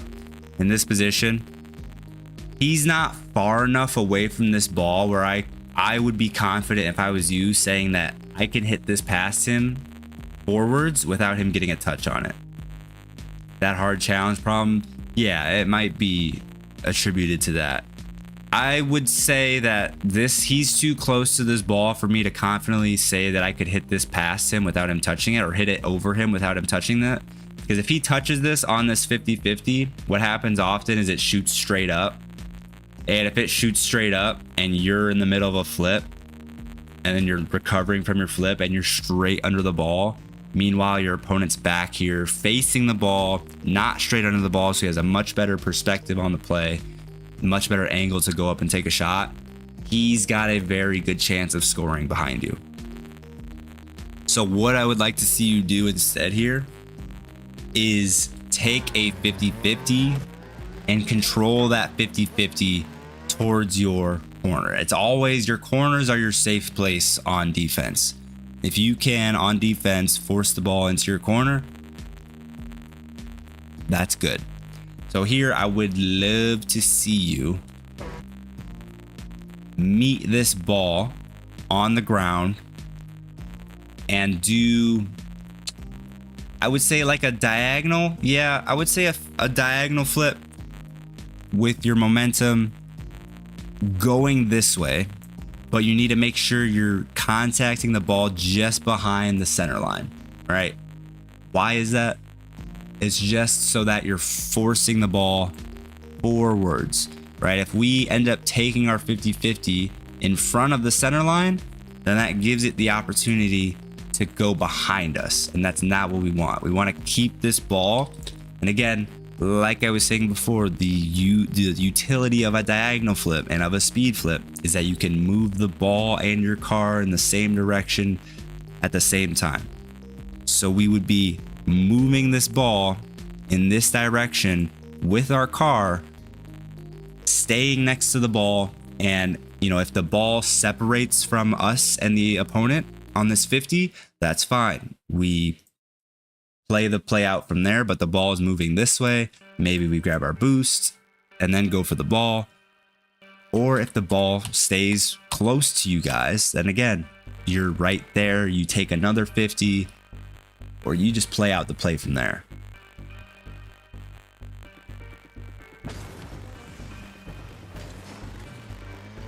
Yeah, I would say the biggest thing so far is get comfortable diagonal flipping. And I don't want to push too hard, but if you can get comfortable speed flipping, that's even better.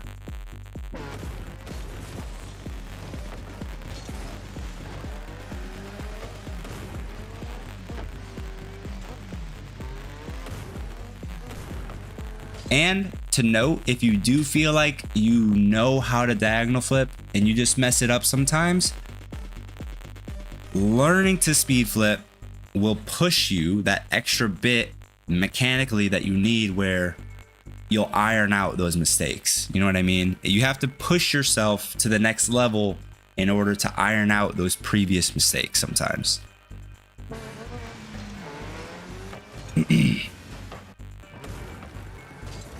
Yeah, we almost bump our teammate here by not rotating out wide enough, right?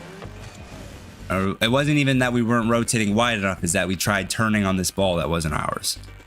So again, we're taking turns with our teammate. So boom, you forced the ball. You were first man. Now let your teammate come in and be first man. Go to second man. But instead, we're trying to turn and be first man again. You were just first man. Let your teammate be first man now. And now you're first man, and your teammate's second man. And now your play's over. Rotate out. Let your teammate become first man, and you're second man. Like you pointed out earlier, you should have rotated out the other way. You're rotating into the play here. But it's not the end of the world here. One, you had reasons, right? If you have reasons, sometimes it's justified. You could have potentially bumped the opponent, and you also are giving yourself the opportunity to get this 100 boost. 2v2 is a bit more forgiving in rotating into the play than 3v3. 3v3 is a lot more punishing when you rotate into the play.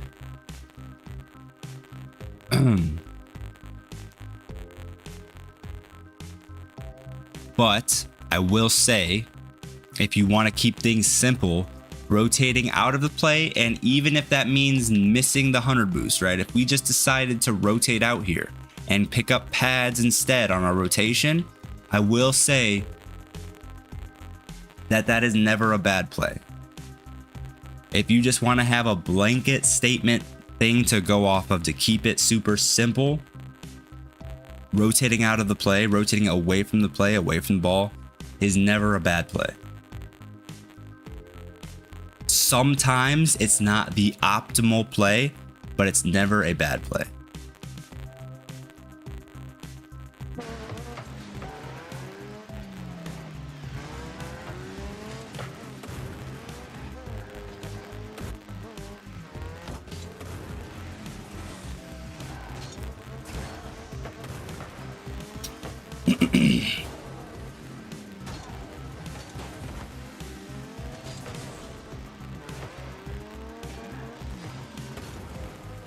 Try. Oh, I thought you got 100 boost.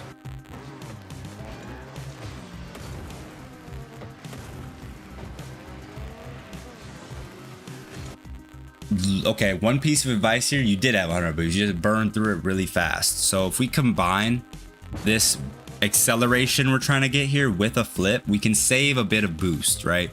If you boost and flip with a diagonal flip, it's got to be a diagonal flip, and you don't want to boost the entire time, only when your boost is facing backwards, right? You don't want to boost in the wrong direction in the middle of a flip. But yeah, combine a flip with your boost here to accelerate and also save a little boost. If you're just trying to accelerate with only boost, like you see, you burn through it all. But if you threw a flip in there, you could have saved a little bit of your boost. Easy, I'm going to bed. I left an audio clip in general chat of Discord. Okay, thanks, man. Hopefully I can take that out in the recording, because I record all of my audio sources to a different track. So if it's just the music, like you said, I should be able to just pull that out. A lot of YOLO in my gameplay. Well, you don't know what you don't know, right? You don't know the mistakes you're making until somebody points it out. Nothing wrong with that. That's just life. You too, Schmitty. Thanks, man. I appreciate you. I'll see you next time.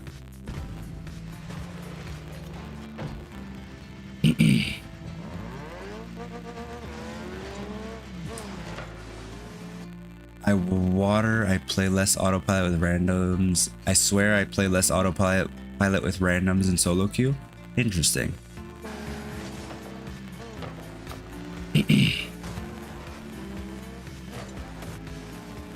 Could be,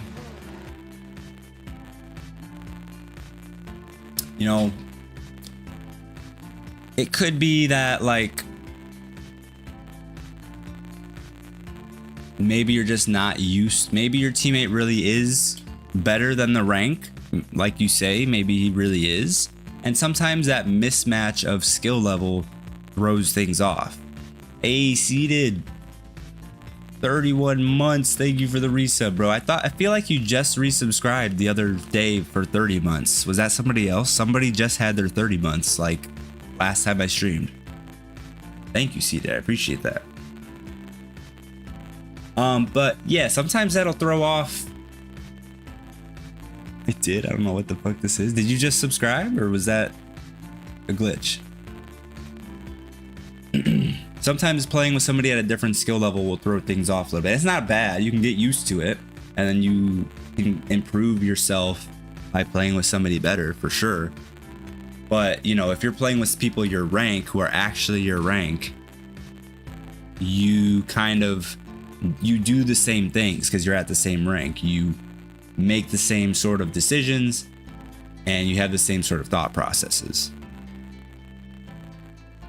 No, I joined and asked me to share that. Weird. Very weird. Well, this is our last replay analysis of the night. This is our third one. And I'm going to be getting off because my throat is getting dry from all this talking.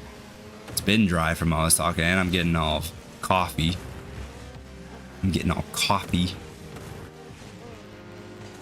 But we did Brock's analysis today, who is a SSL. That was fun. I liked doing that. They'll all be up on the YouTube channel at some point.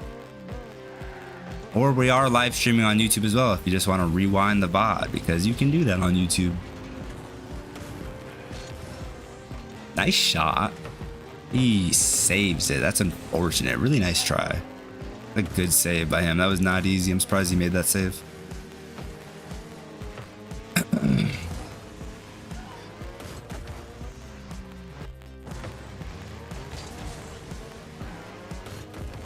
All right, ideally what I want to see here is grab this corner boost. I mean, okay, ideally, like top of ideally, what I want to see here is gonna be a little harder to do, but ideally what I want to see here is you actually meet this ball on the ground, take a soft touch that just gets the ball rolling in this area, so that it stays on the ground and nearby and ready for you to then turn off really quick, grab this boost, and then have boost in ball possession. That's the 100% ideal play. Second, easier play would just be to grab this 100 boost and then wait for the bounce, make a play from there. Again, you can feel free to take your time and slow down the play in your corners. Your corners are a safe place. If your teammate's behind you and you're in your corner, there's nothing your opponent should be able to do to score in most scenarios if you guys are playing out everything correctly. If you're sitting here in your corner waiting for the ball to come to you to take possession and make a play, and they challenge you, what are they going to do with the ball here in the corner? I mean, let's see where the ball really was. Boom. By the time he sees you didn't hit that ball, it would have been up here, right? It would have bounced, been up here. You've got 100 boosts. You're around here waiting for the ball to come into a position where you can take possession. Or maybe you see this first guy challenge you, hit it around him, and you zoom past him. Something like that along those lines. You do need to start, you know, at this rank, you're Diamond 3. That's actually pretty high ranked. You need to start learning how to dribble, learning how to take possession of the ball and make a solo play, like a ground solo play. I'm not telling you to make like a flashy aerial mechanic solo play. Like, learn how to take a dribble and flick and play a 1v1. Corners are your safe place to slow down, take possession, and make a play. This ball is up here in this corner. Your opponent isn't going to put this on target. They're not going to score this. What's going to happen if they go for the ball? Oh, it bounces off this corner and out for your teammate. Oh, it bounces off this back wall and out for your teammate. Oh, he gets a really hard touch. It bounces way past the net where nobody can follow it up for a shot anyways. Again, your teammate goes for the boost, and then collects the ball out on this side then. It's experience, man. Like, I've been playing this game for a long time. I can tell you what's gonna happen in every single position that you put me in. So yeah, when you're in your corner, if your teammate is behind you, and like I said earlier, positioned at one post facing the opposite post, one post facing the opposite post, ideally back post facing near post, but sometimes you got to be near post facing far post. There is nothing bad that can happen.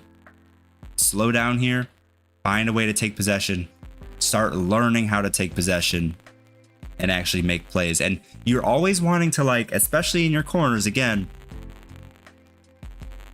you always want to like try to bait in that first man, right? Try to bait somebody in and then play the ball past them, or take a favorable 50-50 that gets the ball to your teammate. It's just things like that. You need to start small and just start with trying to slow down in the corners and take possession. You hear the static in YouTube real low, but it's there. Okay. I wonder if it's the heater behind me. I'll turn it off. But it could also just be the program, like you said, my music program.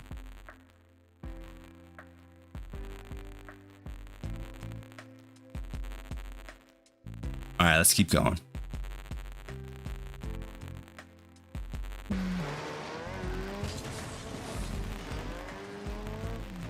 Just remember that your corners are a safe place to slow down and try to grab possession of the ball. That's not bad. That's a good pass to your teammate. Was it necessary? Let me see. It wasn't necessary. It was a good play. The only issue I have with that maybe is that, like, as you see, your teammate ends up whiffing. It's kind of a pass that puts a lot of demand on your teammate, if you know what I'm trying to say. Like, the easier play would have just been to not touch this ball and let your teammate... Where am I? Again, ball's in our corner. What do we know about our corners? They're safe places where you have time. Your teammate could have just gone and grabbed this boost and then turned back and tried to take possession of the ball. This is not a bad play. You set your teammate up really well. It's just that it's a very fast developing play, and he knows that this player is going to be pressuring him, so he has to make his play quickly. It demands a bit more skill, and he messes up. But it wasn't a bad play. It just put a lot of demand on your teammate there. Soxy Hawks. What rank is this? This is Diamond 3 2v2. Thank you for coming to the stream, dude. What's up? Showing the YouTube stream some love? Hell yeah. Let me know if you hear any static. Like, everybody's been saying it sounds staticky, like between songs.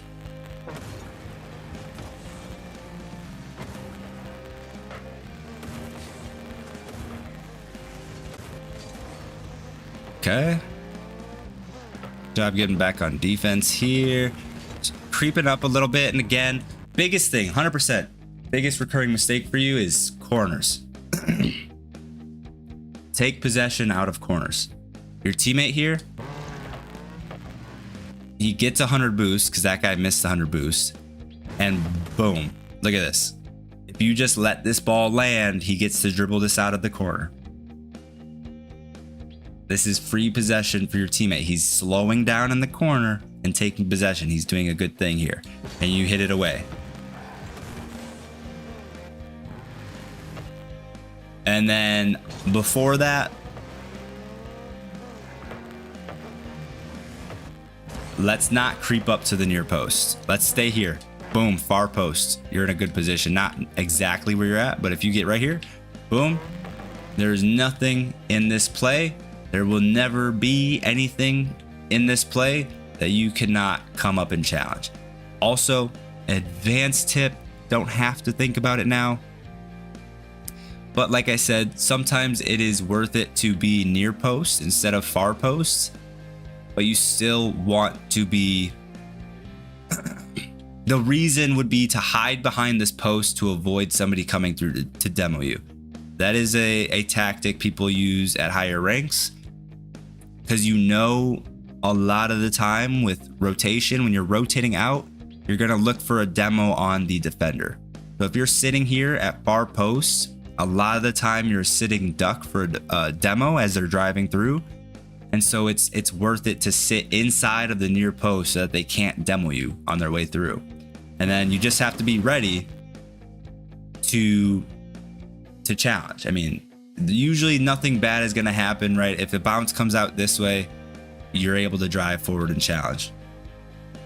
I had to crack the volume for a second, but yeah, quite a bit of crackle static on the YouTube stream. I don't hear it at all when my volume is down though. Crank. Oh. Interesting. I'll have to figure out what's up with that. Heard, and I do rotate in the net depending on what's going on, but I hear you. Good.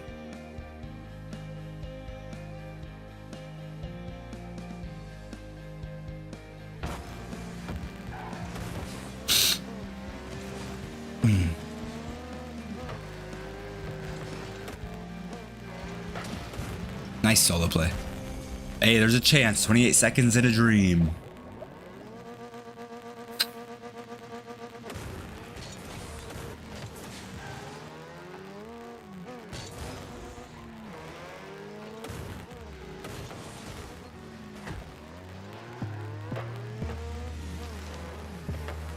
Okay. Nice touch. Ooh, good try by teammate. Touch there would have been huge. Okay, we got 5 seconds. What are we doing? 3, 2. Dang, he hit it. He hit it. I didn't have faith. I don't know, man. I didn't see it happening, but you did it. Damn, good shit. Vinyl cracking sounds like it's coming from the sound from the Rocket League replay. I wonder if it's because I'm cranking up the. Is it the music in the background? Let me pause the music, see if it's still happening. I mean, it's not a huge deal. We're gonna get off, but I mean, I guess if I could figure out what it is, that'd be cool. Let me know if it stops now, because I just paused the music. The thing is, I had the music turned super low for me, and in the program on the page, it's turned super low, and then in OBS, I have it cranked super high. So I wonder if that has anything to do with it, right? Like putting a lot of gain on a really quiet sound. I wonder if that's maybe what's doing it. But I think also my audio encoder setting. No, I think that's actually fine.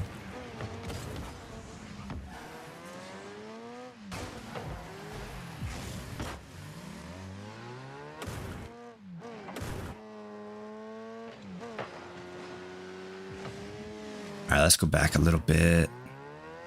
Okay, this is fine. Good positioning.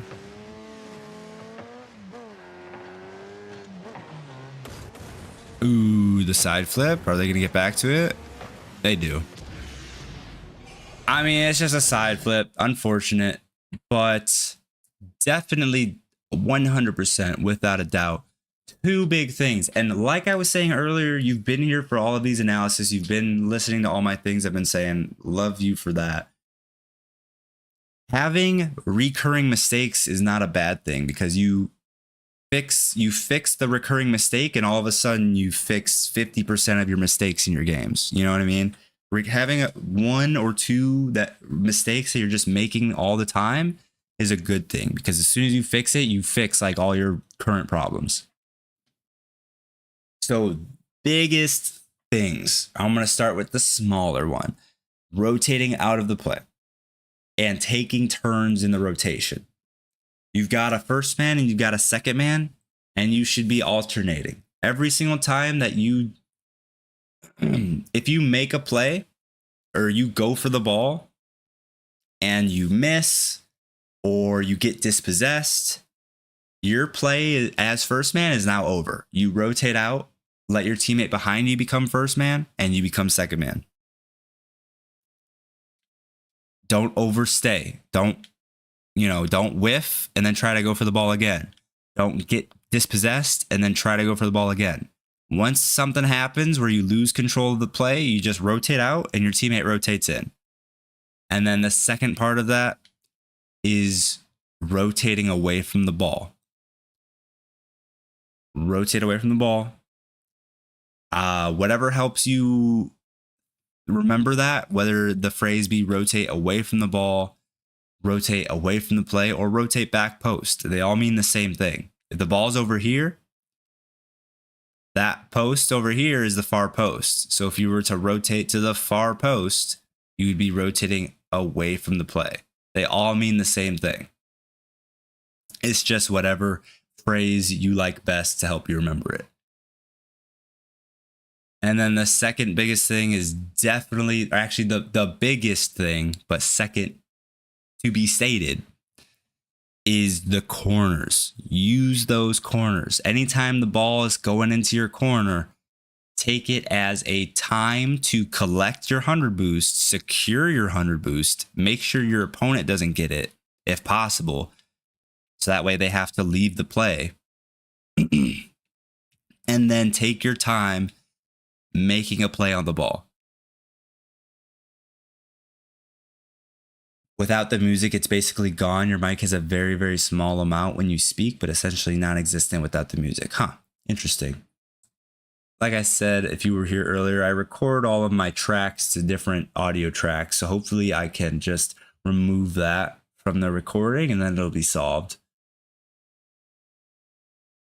Love you, bro. Thank you for taking the time. I would love to find a better replay besides a fail in overtime, but teammate and I have played for, 3 years and we have habits.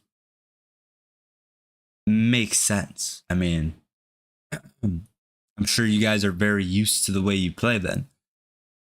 But definitely still apply those things I said, even the rotations. Even if you're used to the way he knows how you think, he knows when you're going to go for the ball again, you can optimize your gameplay and then also be able to play with other teammates better, with solo queue teammates better by utilizing those rotation tactics I told you. That's it. Again, do the outro for the YouTube video. Guys on YouTube, I just streamed this live, either on YouTube and Twitch. Did both at the same time. So, subscribe here. Follow me on Twitch so you are able to be here live the next time we do this. Leave a like on the video if you liked it. Hope you learned something.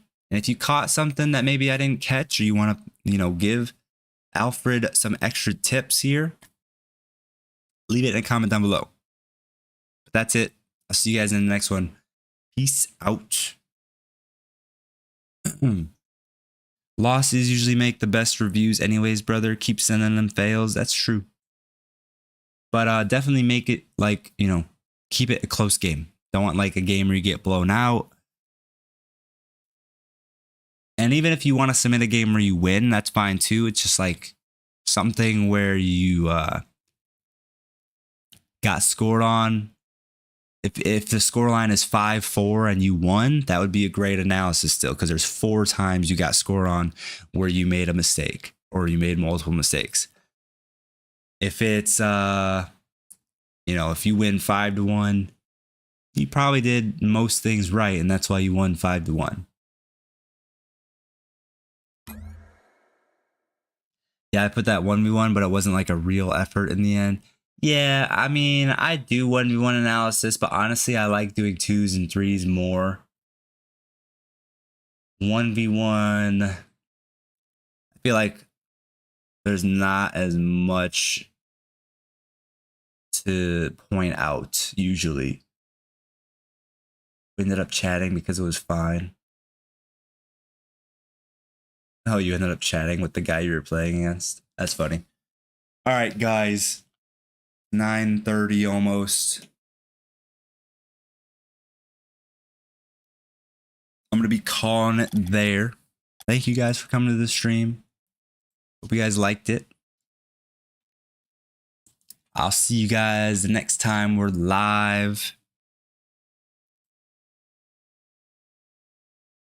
Later, brothers. You two seated. You guys have a good night. Stay safe out on them streets, homies.